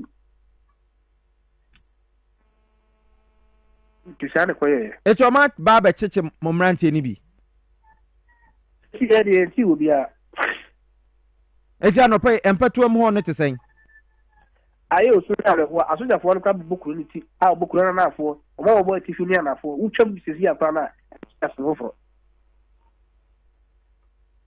na DC ebe ahor no ebe hwe ya okoye no adetira one asoja for ne nkasa because on na ese oye the head of security council our district or asoja for we so mun free this so o ta waka speech ana band the problem so mo ban nti DC ka we are the positive grab bono we intervene the positive bono nti se ni kama for chance on baba see klo na se na mo kunkum ye nyina so ye nyina ewu wi a edu abato a na mo de konku abesi ho na mo afre nua na eyi isisi ha na mo abato na enche bia mehu se Ashanti Regional Minister Dr. Frank Amakohene ba ho ka se woni mo aba behia mehu pictures bisa ani tontonkrom ahawon si ha ahawonim ha Oma. Na tonto kroma asem no ene momo ho no. Se se ase ni nyina the same thing no ana. Omo no ya Manchester South. Yeah, had ya Manchester West. Na se asanko no so ebi wo ye first tonto kroma na. The land ni bi so wo area mo. Ho de mi timi kemu asa. Ho de mi ni. Eti mo be kwa koye meeting ewo assembly ho na mo ahwe kwan a mo be fa so ana meeting by me ko meeting by bi na me ko no bi ko siam kwa so no ko gum tu na me yende meeting by Ghana I want say you will scare assembly member wu ni di medie mu a ye sha so aya de fe ne yere ne ma ebi wo sa me pesa me hu nkomo a wo de DC no adi de fa sa asemu hu I'm not DC but here it's assembly man na wu no I'm a head no ko say motre and otu the car ko e ya hu na ya we hu no mu die ono wa ko ka se ko fo se ko Ghana me tie no o yanku di pa Ghana ni o face no ga o fi la belia iwu kuru kuranti o se anfo yanku ni pa Ghana ni wunua o di fati wunua ntia o se mfem kakra esa se wudi kama fo wasemo yi Ghana be ma Mike unim onemi producer ankasa na fa DC ne number emfa mano na asemu e de se yetumi di hu komo se obi tini kurom na obi se baba beje asase ameye mines na fe mi de asojafo aba na tembia pinche de ade a enye papa enti oni me producer no enkasa ela pekeno na GDC no number na ye koyenim no ye ne omo abetwetwe nkomo o chena ye be focus e wo manso na amanfo de complaints e ba pa se asojafo no ha adwen e wo ho ye be wura sa ensem no Michael mame fa wonsi a why me da say Michael search ye assemblyman e wo eye Mpatuam West I no e wo Manson Kwanta constituency e wo Ashanti region ona atese me ne kasa no enra wo hwe video se egu o ne ade a ntokwa sem sa ama mabru na akwa eye mining company ne ka ba ko na asojafo nso abo ebi mutuo ama nipa ba ko afiri mo ayasemo Ghana ebeduru na nentem no ano ne asem no ebusafo ma mentwa enkomo we tew emfa free na afi me guest no entrance e wa ha se Dr. Sharpa wa ha ma me nkoma na kwaba doc akwaba ejoso bibia boko de bibia boko yeah nice Wende. Asem say yes Ghana na ebesom no nti asem bia ba kire yakabisa wan ka bi enyi na Dr. Sharpa so ye no ekosen na nsen ye dan ame ase bibia ekoyi se ne ebo awani tua no gise ne wantimi amfa nani ankyere ho na obi bia ode ne be kyere ho no de ayaresa na ne nsabeka tuon se me start ba ma fidie su yi meka ne da bia na me sense su bia me se yade a mentimi nsa wo wiase no yade 4 achachakwata kompo wati ase na mumu sa apafra no yade bia ni ono ma yabo ni din a ewodin a yese chronic ana se disease ya yade a wo sa entimi nyeye me pa cho me honom no bi ni honom ni nyina me sa ekọ okay wati ase me sa ekọ kura obi enu honom obetima challenge ewo Ghana anuma na ba biomutie bia se sharp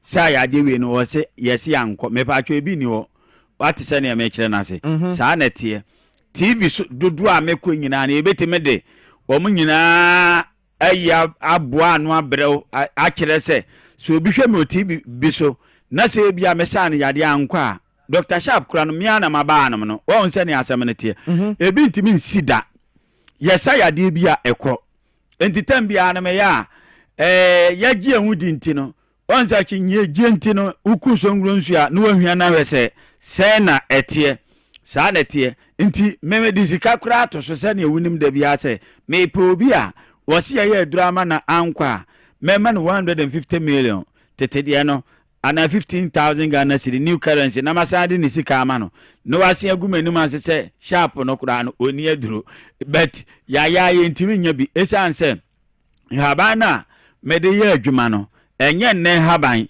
ene de ye adwuma ena dwumadie na midi no nsoso no eye me nanam na edi ewo bunu afo nkransa yefire ene kranka ena me maba betoa so se ohun se ne ade ne te no enti yenim nie ye ka ene ne wo ho nia ni wantimi anto no ye nia o ma bibi dada na wantimi amaye ho na nse bi se o ma de boy bi bai be 15 years boy won yeso yare diabetes every day bi anopa bia no anopa ne anwumre bia no wo pane insulin o tuo oba ya na ya mana stop yi bibia ne ade what ya say me say oba me honom na bia ya de bi say daw so ana say ya achiwade me honom no ne esan ye hu ne say me ma wa ayi adura me duro ne be sa ya de ntini ye ma odi bibia ya tua won say obi wo honom a anyway eni hwan eni nkyene eni hwan ni nyina no ye enada because enya de wuja idiama yade no nso so afiri usu akọ yade no da so eyew na se usen jasa nuane ni dia na me hu adwene no se ne etie ena obi anhye ne nso Dr. Sharp the demon chaser no a matene nka tia me pa cho ogusu eye adwuma ede bu anyame ma no ma me papa me hono no me ye adwuma me nye bribe ihabana me de ye adwuma me nye bribe me ye adwuma pefe Frenchem obi betimi awonum nie di na kina na se nie da ne so no obi betimi aka se bibi di akire me pa cho bibi di akire edi animu edi mfimfino edi hio meme de me pa cho me ye ko me honum no ye ni stories bia ana won se obi wonum a nyankopon mira so amana e wo se ofre no efi atiasfo sa asu sa ni pande wo ye no ho hwe a entimi nyeye na pa fra no ne de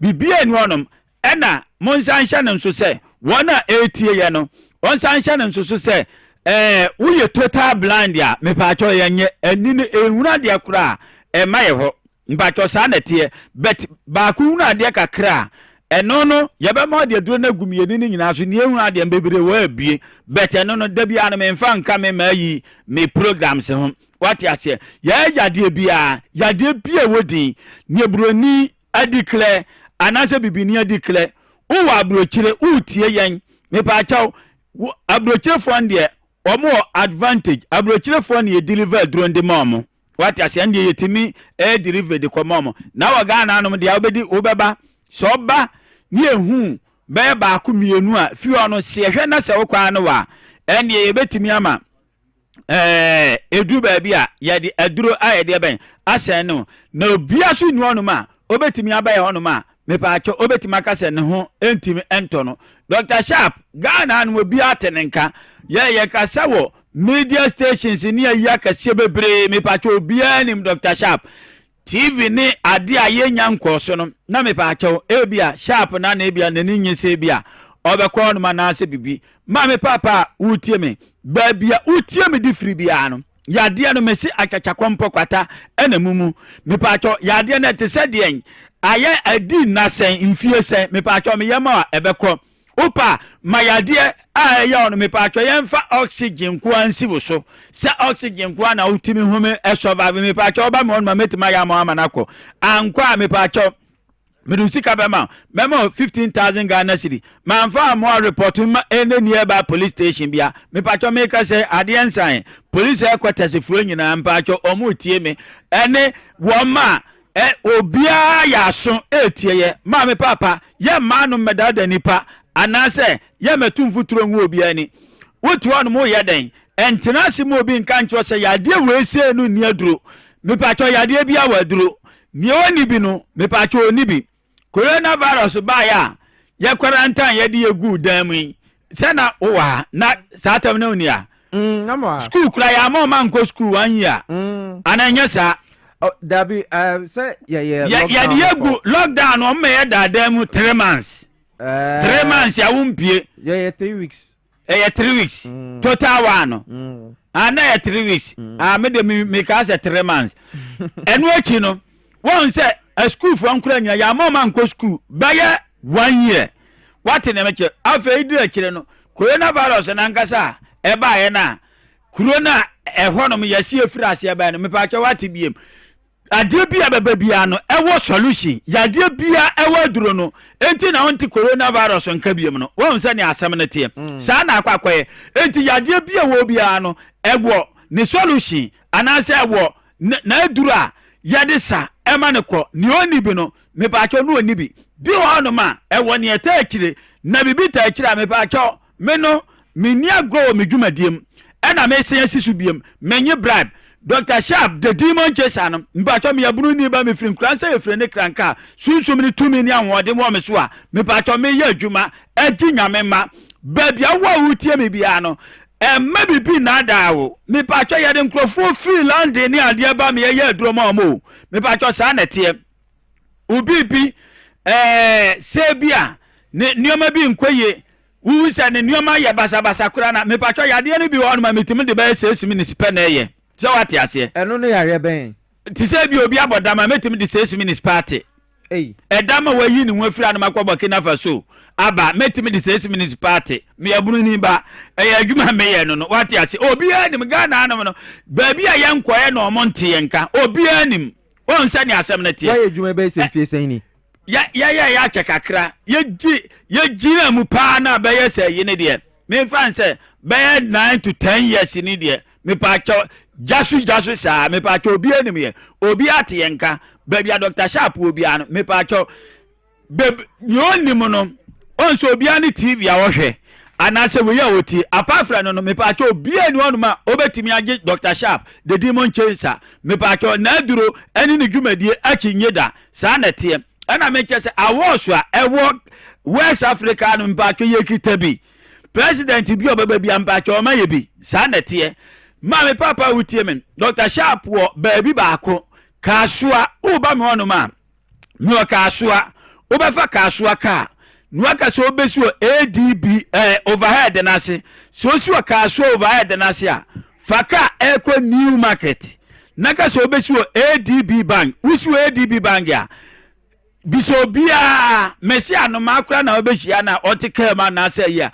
bisanse kachen se okọ Dr. Sharp se wonim Dr. Sharp no ma me ba cho na chese oba onom no enche oba me onom no ya asore fie sa me ba cho sa nete na yede haba na ya adwuma ebu anyame ma nyame ma otom ma me papa otie me number se na me boba ma 050 554 19 96 050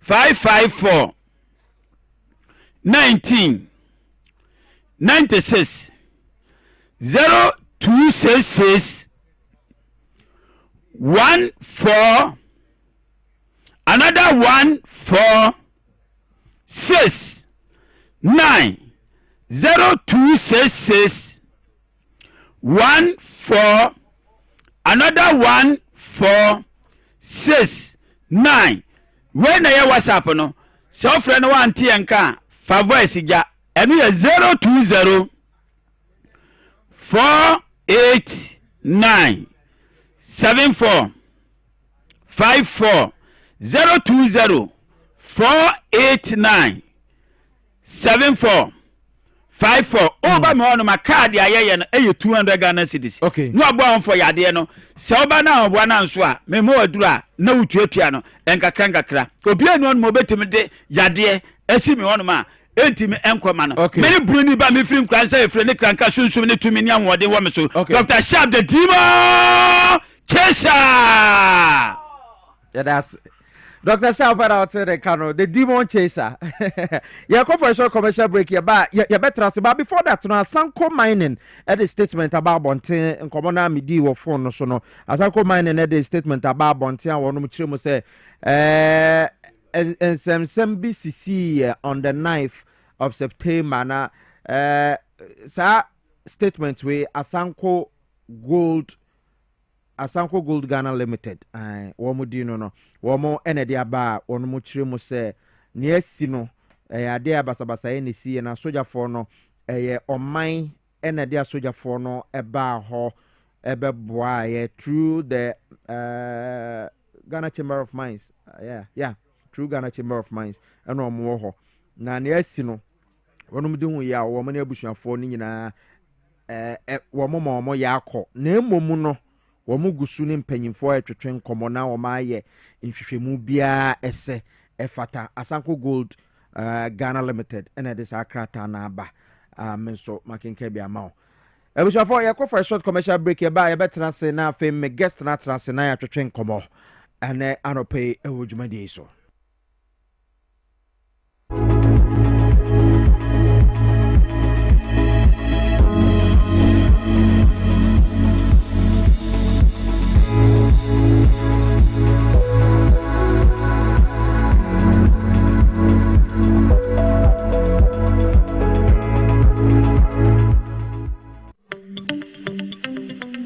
Good business means seeing the possibilities and maximizing opportunities,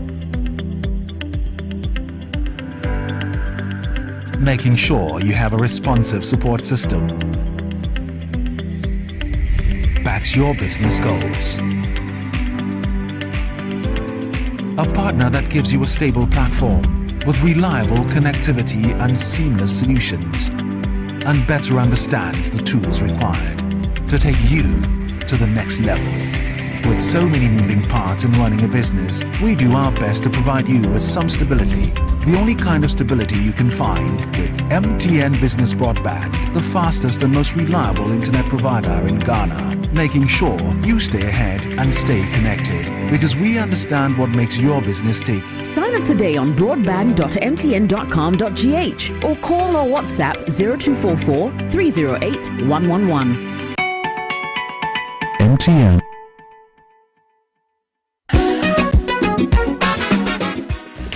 If I shall bring a shot, you'll bag you. Brade, and not so good.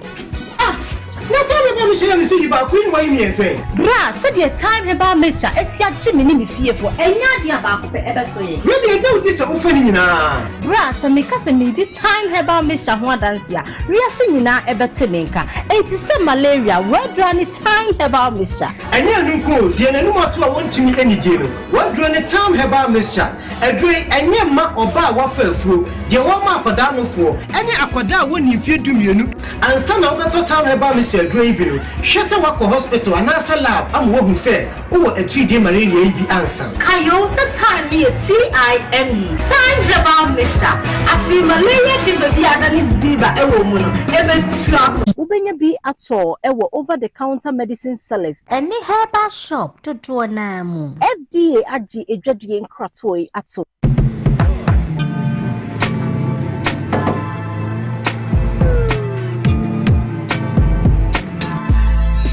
Welcome to AutoCheck Vehicle Diagnostic and Licensing Center. I hear my car can be checked here without going to Okrah. Sure.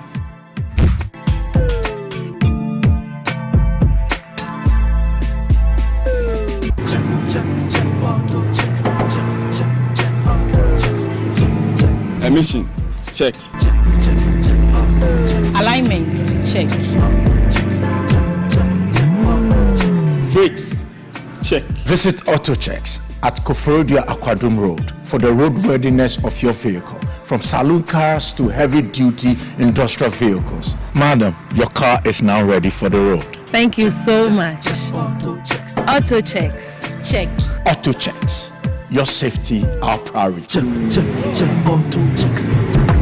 na na kwa me taxi driver na enkane na misisi so misisi na aka me na to na twetwe me nya 3p garlic misa no aboa me pa odunu asa miracle bi wa drone je se mafunu kra se die sia twini anka me humi esi so se me humi ana esi so obeka se die bibi hye me so bi no ni na ye normal ni ti mi bi pi na ti no ti pa me sa 3 days ni na edona anka se de nyankopon de ayi bi ahodi se ma yi bi nya sam ketwa ana se we de me fro aka so na me fa nche me nkwa na me de abe fa se 3 years ni ana asa me gina wa me na mu se shinya se me kwa me de ameko bi amu so much me dru da ba 6 years ni o sama bi am ye ma je se ne me jai na saya le nem kum preko ene 4 days ana me koto 3 garlic mixture ni say ma me kase yankupo ni yam say ende ya me no kase me ho atom ya me dwen wa me ntia hye 3P garlic mixture ubenya bi wo mamu pharmaceutical shops and herbal shops Fred Piwak e 02489288824 and 020100002.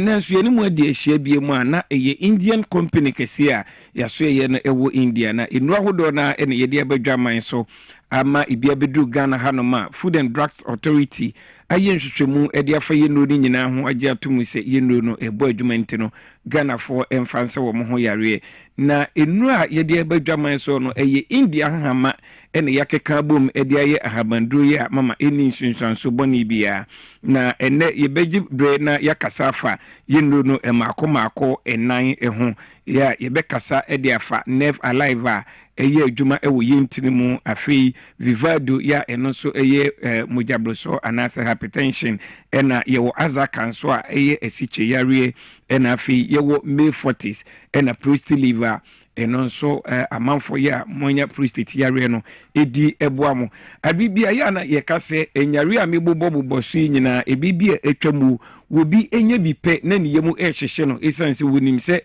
ede ne bekọ wuo mu ebia na obi enyanyare a medikan abobo so ibi na yede na akọ hospital enura yede ama no enye enuketwa wobi mpo de yede eduro baako ensanyare be 20 ho be yeden ato mama mepacho yenye bre na yemfa nyare no mako na afi yeni ehon komo na niedikan ya ye no ekasafa ho enano pai eye nerve alive esa intinimu yare anase eboa mo amanya intinimu yare na wobi be yeden ehunu se onya intinimu yare Ghana for dodo na no ewu intinimu yare na so ensunsanso a wo mo ehunu no aya na emo wo mo nka yesese bi mprediasa intinimu yare ena wo mo enya wonya intinimu yare na ema onsetimi ye otititi unantimi ye otititi uso ade mu a aya na wuni atinka anase wuni atinka bia ni titu ni se waso ade a enyunu ebia na ice block anase wodo nsa to ensuhye mu mpo wonte se wuni atinka bia se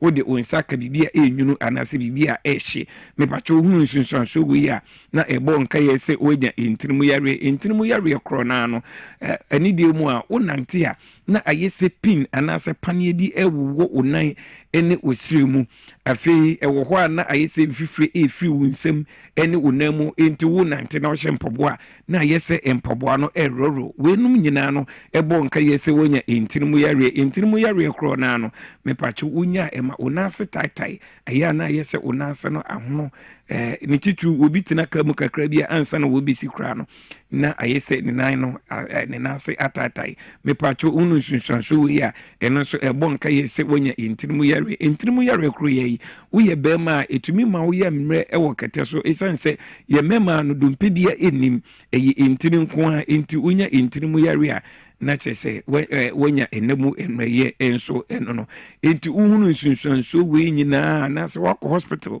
na doctor akacho se wonya intirimu yare a mepacho bomodian na hwehwe India fu adura ebo adwuma ye fene nerve alive no uma onseka bia ebeboa na ayisa ohaw ni nyina afiri ho ama wasomu atimi adwo efe ma menkasa mfa ye adura ye fene azaka no so India hama ene yakeka bom a ye de aye ahabanduro ya eboa mo amo yare diabetes anase esiche yare enre bi etwamu mama wobi enya esiche yare a na akwakoye eyemhihie nko a esanse wonimse nyame ensane forma enwa ene de ne beku wuo mu diabetes anase esiche yare no ye type 1 ene ye type 2 se eye type 1 anase eye type 2 no mepacho nsunsanso a eye ohunu ne bi ni se wotai edwunso ntentem kakra bi a na yese dwunso edo afi unum nsuo a kakra bi a na yese insukom do enu achi uta edidi ntentem esan asichi yare na wanyanti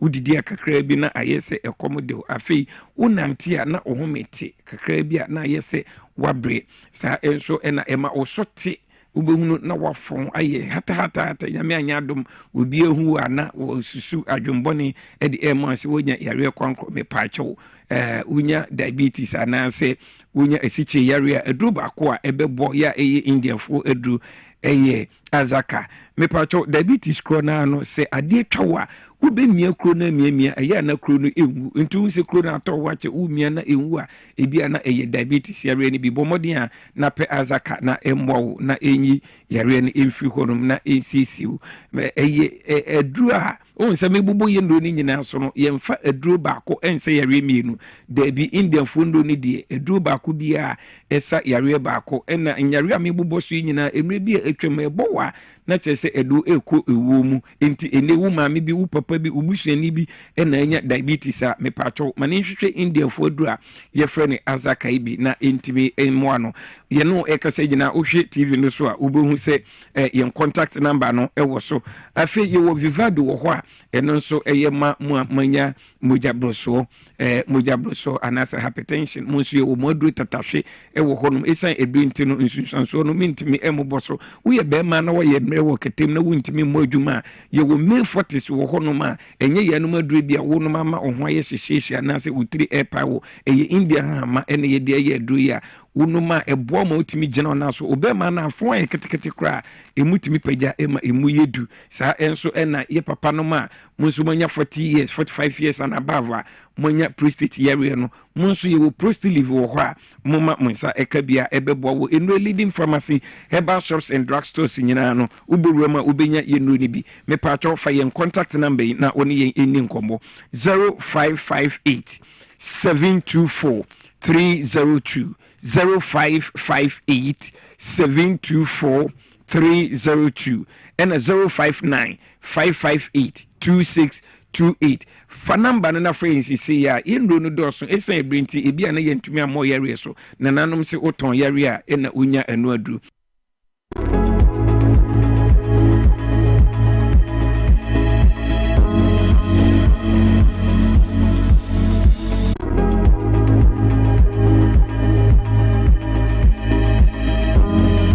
betwetwen enkomo na no Friday na nanke so oba wantumi amba Abdullah Sakra Zionite it is saying people in power easy yo they are swaye sa ejwani yen so magana for sa because near which ni hu de na ekoso na enye nti yeso ya yan say no matter what we will not make sure say Ghana for better brebium everything is a year ebe ma oman ayi no eno ni eba be ne mo pesa Ghana for bebe na ECG 225% tariff hike omano na keka omo omano na keka omo yentimi ntina se emma wo no on ye ni maboni onye lazy they are so lazy ECG lazy very lazy company trust me and you see it is time for us to deal with them very well. I'm speaking as a Ghanaian. Look, you politics too in China, you know Ghana for ECG. Me kwa koto Kania na me kwa koto no. Me de abasa obama me power. Me be to wie no mama osika o. O ma me light. Kania no so bi de ma o. O de ma wie no wa gisika o me ho. Ntua ne ka.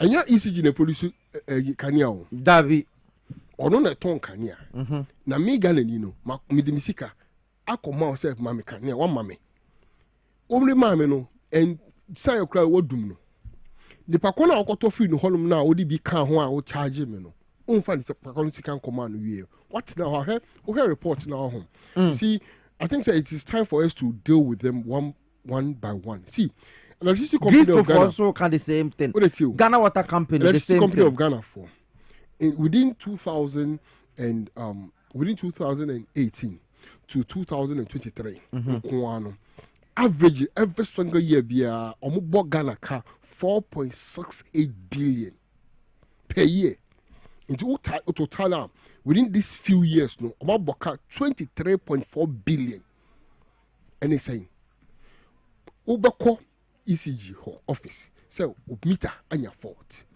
say ombeba kraba be ye ni amount no asem and you see all these losses no at the end of the day mismanagement technical fault power theft say obi be illegal connection. A car amount for the ECG no omuntimi nkoje na wo obi de oka onkoje ye me amatua misika no osa se me san fasika nka ho na metua for what reason? No, for what reason? It is high time Ghana have to forget ECG and go strictly solar. And you remember John Jinapo Abaso, the actor or the solar or green transition energy EBA, where we will not rely fully on ECG very soon. I think so we should focus because we are boda. And now in Ibiaba, ama yes your family say science. How do you call science in Chi? Abodi emunyansa pe abama you say ala kan we na e boy no power light MIA. And I believe say niema minister Jinapo no e bedru baby ECG be kitwa kra we ni so because he is transforming the energy sector into one of the greatest things because solar now ode bano any gas now you see or making sure say we are championing the gas production in Ghana no it will make sure say ECG will no longer be relevant to us because they are not doing anything positive for us. Trust me, they are. I didn't see now over Tinasaboka. What cracked 3,500 containers as a company we hand over to the new government. 2,000 more. Listen, you don't even know the amount. 1,008. Now, by 2,000. Your investigation, you are near 2,600. That should tell you there is something wrong with them, and we can't sit down. Now, some of my master ECG head. And your head no kwa proye oho. Anytime say it's just John Dramani Mahama. Hey, somebody at home. Meeting so I'm sorry. Okay, yes, yeah, mubia. Because they have failed us totally failed us. Because you can't keep on losing enough money. Now we are lazy approach, yentum. And that is not what we all want. We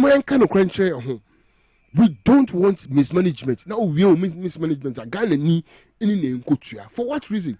And Obabetuma and Ebani saying, say all these years no, you didn't talk about it.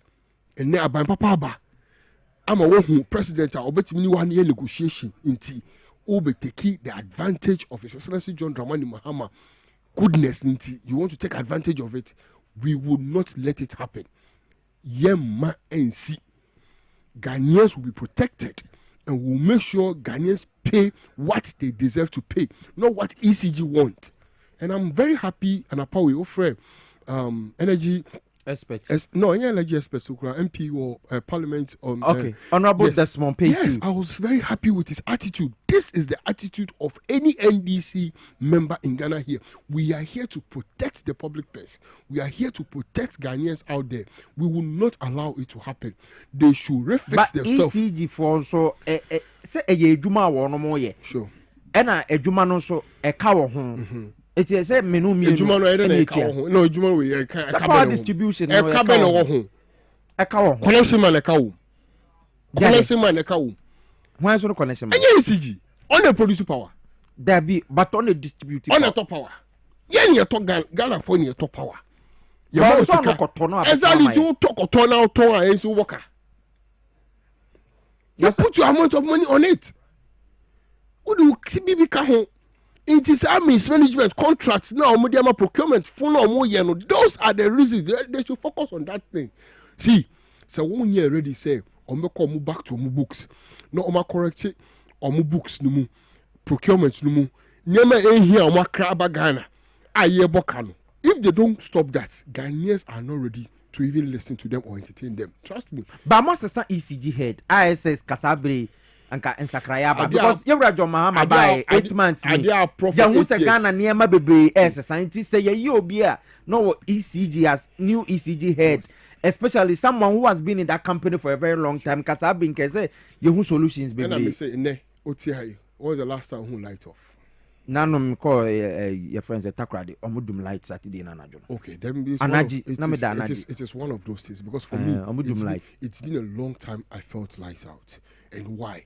it is the good management of His Excellency John Dramani Mahama and Amana Basa. Oh, I'm not discounting the facts and I say they like to. Oh, for 8 years mismanagement, you don't expect a new government to come and solve it in 8 months. It doesn't happen.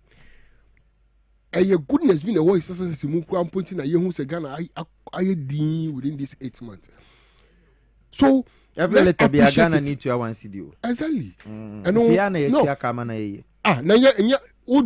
Excellency Bahoso Onyede, fixing the problem for you, and he has given you the solution how to fix it. And I fix it amount. That is it. You let me in the year. You don't care. It is what you paid for that you should receive. And ECG, what you are paying, we are not getting it. What's been your fault? No from they don't pick. You go to the office, they don't care. Me say me. It's actually John Dramani Mahama. And I know by now I'm care complain because Osinungwa ECG for our some hotline be as a issue bad. Was so fresh will be unfair. Forget it. It's something like I used to be an assembly member. Now me assemblyman. And trust me, you do me an area light. Now free. Me say what's me free 1 a.m. And they will tell you that we share time now. Then they say free me start time we me damn rain change. Hey, I'm be honest with you. And I was no that time no we essential service person. And I will number near the ama say young friend na BBC now about so why now your friend one okay say no we should sleep at that chair like how what do you mean? And no you do no me I'm be honest with you. ECG Holm no say if the government will do something they should clear most of them there, recruit new people. I didn't hear. Oh, sorry. Share a proyena a Ghana system no more. I shall say actual. It is also solve our home. We are new recruits. The backstop to someone. Who is the ECG MD? See. My ECG MD. MD. It's your no. Listen. Relax. TMA. It's also John Dramani Mahama alone. You're changing precedent. What I say, cannot do it alone. He has to do it with people. And those people must be investigated very well, scrutinize them very well. Because more position, they are not aligning with what the president wants to do. The research agenda, and yet no team. They are bro. And we all know, we have names, we know. By a time. I'm for. We say why me say what say you know now me say why more we will start doing what we supposed to do. We will not allow His Excellency John Dramani Mahama to fail. He is working. Me a me jira okra me nyo bia no ejuma me ye no enru ejuma His Excellency John Mahama ayu honor. Look at the man's eye. He is ready to set record. He is ready to set Ghana to where we want to be. Now so go for mudi nechi no. We have to make sure, sir, we will get people who are ready and are aligning to what he wants to do. ECG, trust me. How will you even on what? Say, for the past years, no, if I say CD has depreciated, and you are adding something to it. And in the last 8 months, are you telling me the CD has depreciated in the last 8 months? You took 8 months ago, up to now, no CD up one day. So if it's a time to tell us about CD depreciation, why didn't they talk about it? Nebuchadnezzar the time, no. I don't know man can watch him. I don't pay many corporate manager, Emma VRA, corporate communications manager, Emma VRA. Me ankaza menu Francis Aban. Me ne twetwe nkomo ha. Yes CD depreciation. Also omo amo de no 3 years bia say wono mo ye. Nti we say no VRA for there na wom de aba no from 2025 to 2030.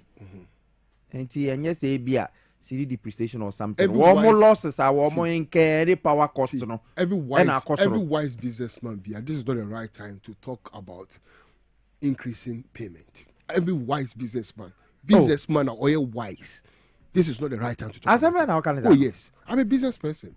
So you're talking to me. I'm a business person. Every business person, this is not the right time. See, negotiation table, you have your weapon holding it.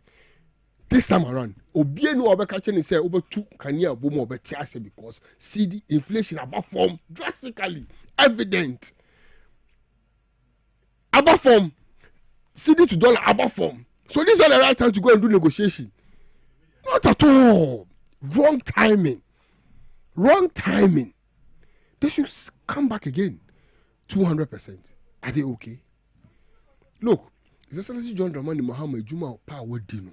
One month fast 270% in I'm confused. 270, 225. Now name me why you catch you say you 200% why be all day. Oh, and some pay them me 300. No more ECG phone say yeah phone catch say eh am baby am top power no catch up say 200% on better. Me ma catch up say yentia. No, we are not paying. Let us stand the standard. Eti mo na mo wa ba mu ti mo na say our point is that if it is not a reduction, so me baba tell say kasi ye so am a Ghana for forget it. And it's yenji bribe. Ye ba say ye be ye am a Ghana for. Ada one is you to bribe mama. I say ye ni nkofobia because ye tum no money o ma ko hihye ho ani ye tum. Just because of what they will get back. NDC our standard our say we are ye niema no wo hwe ya. Na say ya so hu owura Sam George. I'm for say he's a minister, he should be diplomatic. You say patapa pieto. Edemrane. Thank you. That is how it's supposed to be. Sometimes you don't need to go to a negotiation table with infant chair, Debbie. When you are going to deal with them just like deal with them like you are going to for war.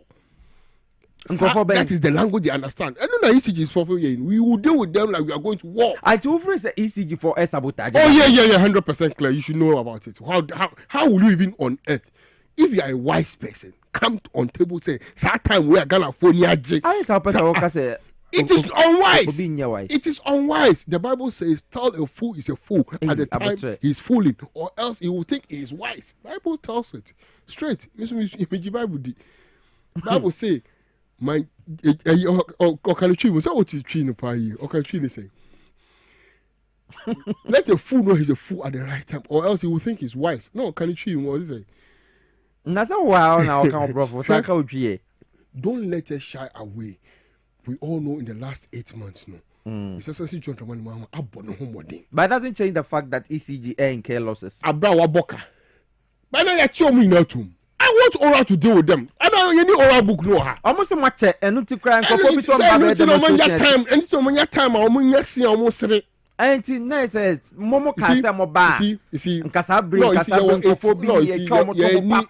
any military rule. We are in a democratic Ghana. It takes time and processes. And in that is if I say Ura I can say look, you're the court be over. I be the assembly because after now match court in the current court match in the current court ultimate court. Now did 10 years, 12 years. Now assembly cry.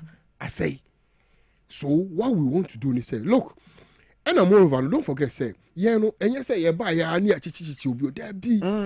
Georgia Colache or say, Mbabe demonstration, the Attorney General, and the NDC, or say, much disappointed, date and time will be given soon. See, Mamika be show. I understand what they are saying because Omu in her, Corona Akoso Ghana in the last 8 years, no, and ye everybody knows how criminally Ghana was being managed by the MPP administration.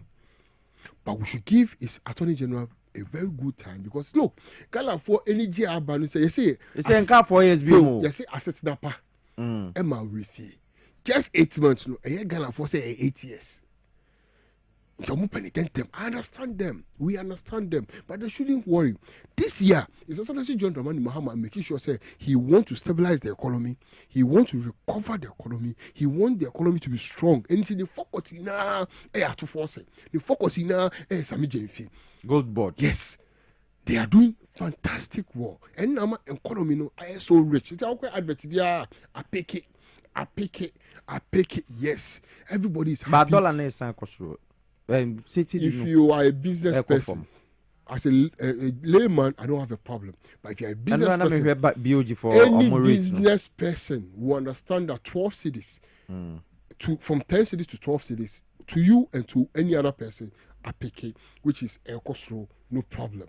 But is it better? Yes, it is better. And any business, I'll be here. It is up and down. This is the timer. Ubia $1 ako krania maba. Ghana phone yesika. Edio tu oguma omoko kraba. Ebawia na Ghana phone yamfaswa. And you see the dollar coming back. Yenye magician ya the dollar na akotensi this onkwa. It has to go and come. That is how it is. But as of now, our focus is that ECG yesremu. Your approach is wrong. Your timing is wrong. Think about it. Now, more kasana loss is on my now. I'm paying for no. I'm tete on my salary so. Nyama lema omo yama tete so. Njo more kasa yentete one my salary so no. Oni omo ya. Yente so wa boka. Unja ketua na woje no. Teso. Ko hwa ofie ni wasetena no na minimize cost. That is it. We are not ready to pay any 200%, and that is it. And there's no way the NDC government will allow ECG to increase anything, and even to talk about the 200%. And I can tell you for fact, so it is not possible, and it will never be possible. We will not allow it. Simple as that. This is wrong timing. They should come back again. They should rethink. They should stop being lazy. So our laziness, no, and yet they should think beyond the box. They should bring so many things. Look, I'm not from the ECG for can easy. After let me chase and get your money. So I'll say increment today is very scary. Now on the may so I agree with you. Let the new managers look outside the box and fix the problem. Simple. Or say they should put their house in order. Simple. 224. Yes. Me say someone to me you in Eddie. You from Raho. And you na adwin team. Hey. Oh yes. Now say what you appoint to. Now what you say 200%. We for so our head. Take them out. Obiso says that proposal should have ended in their meeting room. Oh yes. It shouldn't have come out at all. Exactly. The government should go after those who caused the massive debt and collect the money. Period. Simple as that. As not the period that come home. Master, hey, Ghana for to Ama is essentially John Dramani Mahama because of the criminal activity at Ekoso. They will not be ready to listen to what anyone will tell us. No, nobody is even ready to entertain them. They should wake them up from that dream. Nobody will pay any 200% anywhere. Nobody in Ghana here will pay that money. For what? They should come and explain to us. Okay? The posture of His Excellency John Dramani Mahama is to better the life of Ghanaians. To make sure Ghanaians are happy. And this will not... how are you talking about? No, not at all. Not at all. Hey, they should change their thinking. Not this time around. We are businessman. Your timer will be a no can increase. And yes, that time when you can increase. Not at all. Samum. Oh, yes. Abusha for them was Jubedi Sunday, Yawoha, Yade, and Samuel Bremo, Abdullah Sakra Zionite, a member of NDC National Communication Team, or no, Anna Orton and Cancer one. Like I say, Harrison could drop by Baba Kan Hoba, want to remember, minim Nintia, my message is not truncated, intimate to me, kind in but any man paying you chance and trophy. Yeah. What are you expecting? Oh, me, I'm expecting Ghanaians to know the future. Hey, His Excellency John Dramani Mahama said, better Ghana agenda. He's come to do reset. And the reset is what we are all seeing. In search for Musu more Ghana happy. Musu more Ghana happy. Munko Namunko country no. What you have seen. Niema Mohu. Niema Musu Pese Muhe. Muye. And unemployment has reduced. Mebo Ora and Basentale Abaso. The youth are proud of whatever he's doing. Trust me. Currently right now, statistics show say over 50,000 youth Anya Jumaye. And we are going on and going on. Over 12,000 a year Juma, over 2,000 a year Juma. This is what we all need. Unemployment was so bad. This time around, we are making sure say better Ghana resetting agenda no ebe consolidating with jobs. And trust me, the youth are happy. Should I say police recruits no more. Look at what the youth were talking about. They were so happy. Very happy. Sustainable there. Oh yes, very sustainable. The plan is perfect. Plan in here, ding. Plan here, share. Omoko training, omu ye juma. When there is I find opportunity to recruit youth, it is 100% evidence. Obi awodi ka training no, awodi ka ewo mu a oye juma no. It is possible to recruit a person into the service based on the practical thing. Oh yeah, the observation, more observe. So simple as that. See, it is practical, it is doable, and we can sustain it. Simple as that. See, leadership, leadership can change anything. And it's essentially John Dramani Mahama leadership now. Or they bam to tell you say, you say a global soa. And trust me, we share the kind of leaders at one point to the youth are more front line. Any Juma Moye, Ura Basentale, how would they see? Ura Sami Jefi, how would they see? Look at them and look at the standard they have set. Tell me, any youth who in the last 8 years, Australians have standard. No, that is the kind of leadership I saw. Dramani Mahama, or the to me I share mabunsa and mabunu. Don't forget I've been a day team right now. And mabu I've been so so papa. So that is it. It's essentially John Dramani Mahama leadership no should be something that we should trust. And trust me, he is delivering. And see what we are all going to expect. And he said, Nyama in the last 120 days, Nyama Okasobe waye extra 120 days. And now he is going to tell you what the future holds. And this is a time for you also to ask him. Pacho Mumbisa and ECG wants me. See, he is what he is what Minister of Important Mijinidi or Mijinidi Obetime. It's essentially John Dramani Mahama is setting a standard for any leader to come and for us to know, say, this is a standard that has been set, and it's a positive standard. And it's essentially John Dramani Mahama.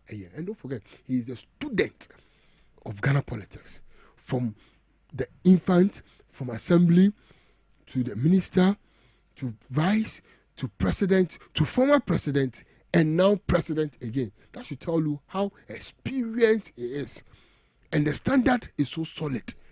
You say, I know, sure, I'll be jatu or no, or Ababe Fano, or never be brave, because it is our standard, no, and a susu. And thank God we have someone like His Excellency John Dramani Mahama, because so far, so good. I do we are na and no His Excellency John Dramani Mahama, but Oyinipa, and Yanina, Obibo, so pay. There is more room for improvement, and he's doing it and he's delivering it. Maybe the promises now, I wish by the end of the 4 years, he will deliver it, and he has started delivering a lot of them. Right now, there's nothing called NDC Biomo in Kumasi. Oh, me say, Obia NDC needs to say Kumasi. Everybody is now an NDC member because they are seeing the development of NDC. They are seeing what NDC is capable of doing.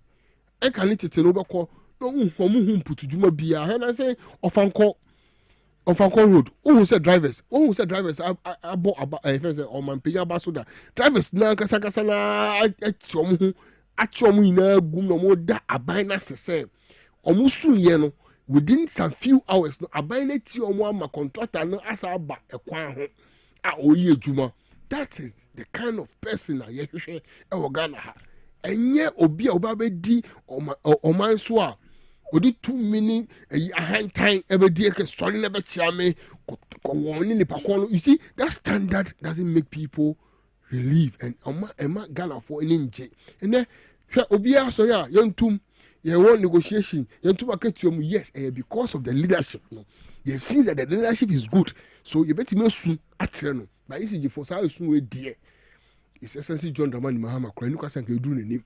My yentie Ghana for enkasa na yentie wo monso adwentre messages no me yese me read bi but yen be full lines no Abdullah Sakra Zionite and our ten enkano my yen frɛ na yen twetwen kobo 0208984166 utie me wo Power FM 0208984166 frɛ na yen din kobo TV no so 0204155888 0205 0204 155 888 and 0208 984166 0208 984166 yan twetwe komo no pe isi jinsensam no wadwen ye osen aban no panyimfo no bi kase wo mo de ono mo ntiase ama honorable Emmanuel Bejra ono ye chairman Dema Energy Committee no wosi nyade a wo begye tumu da eti yenhwe se ne ehon so nsem beko wa ye Ghana ni den na unhu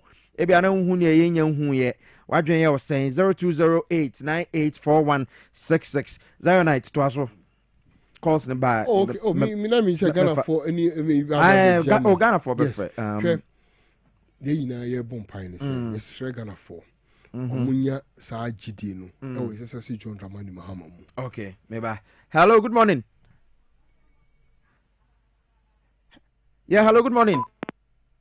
Hello. Good morning. Me pacho, we did this na o kasa free.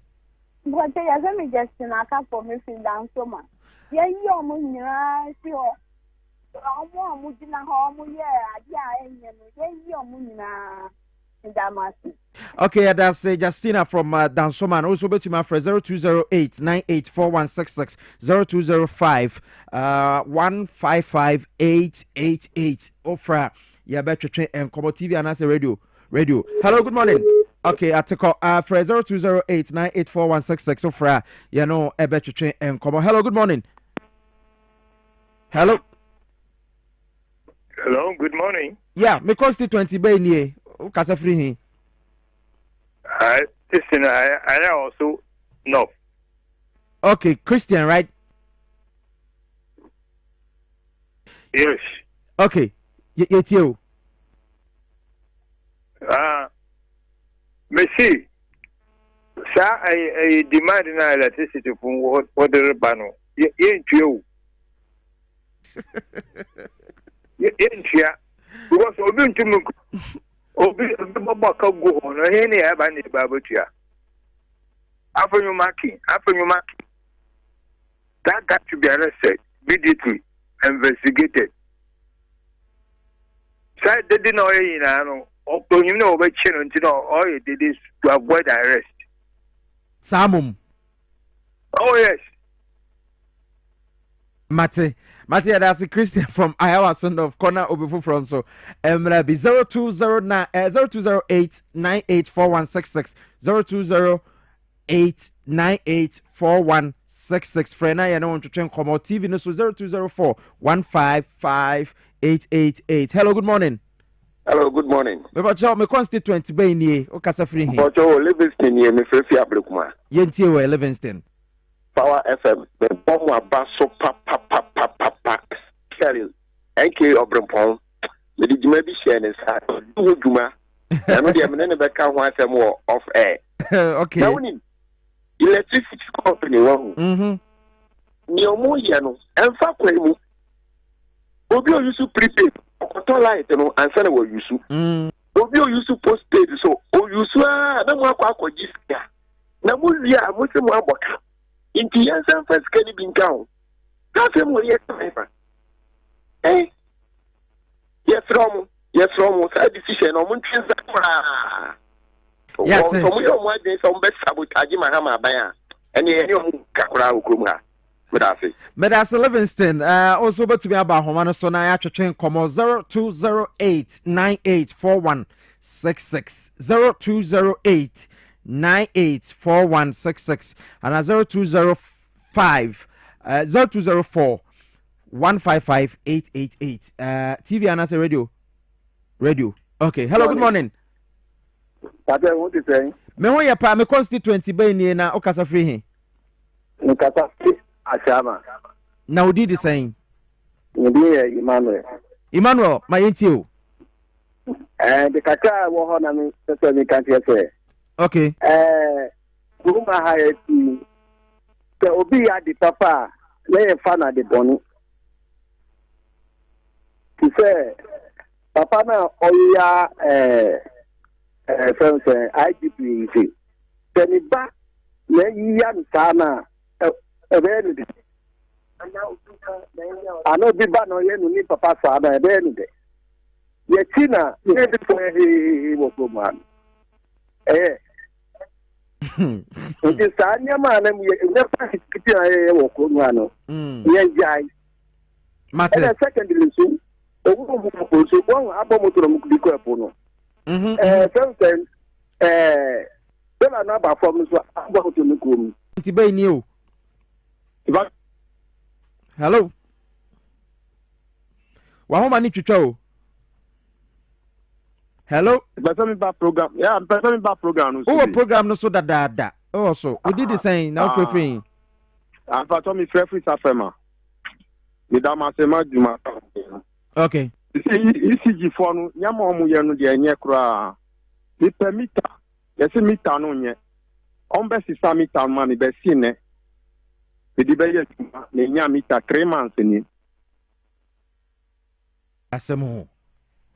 Yeah, that's Yes, bra.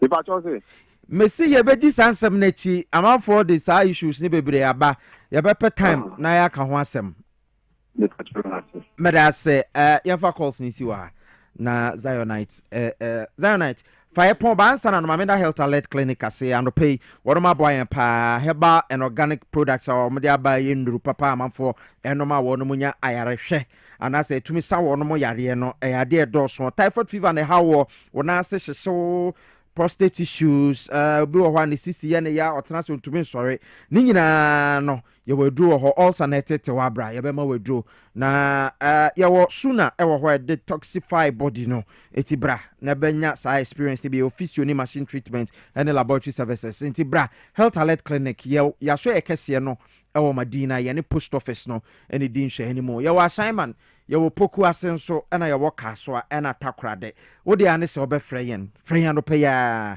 ye na won twetwen komo 0242518893 0242518893 wo fram penyfo ena wo betwetwen enkomo Franco Trading Enterprise the phones papa aba se wa onim se Franco de phones papa fie no nti Nokia Samsung iPhones Nina ya de aba ne bo for smart TVs no from 32 inches to 100 inches. Nina Franco air conditions no so about chest freezers, washing machine, microwave, blenders, CCTV cameras. Nina abba ejaswa enye asem ketwa ya tete so 40% discount. It are pay Boria Franco Trading Enterprise aswe ye bia na won so konekwaje ye wo electrical appliances no. Frey and 0246 338 0246-422-338 Franco aswe bia ewon kran dabraka kumase takrade sunyane ho bora ho na yene emmo enkomo brabeje onema fofofo ne fakofi agbozo aba clinic ese men kan chiro say ne premature ejaculation yetenete oni problem bema wasi bema nwu ya enu kwanse ni bema wu so ata say eti joma my reset Ghana no agbozo eba clinic or resetting mema system apart from that enemu yade bia menu aba akote gono bra ya behwe wo eduru wo ho eduru wo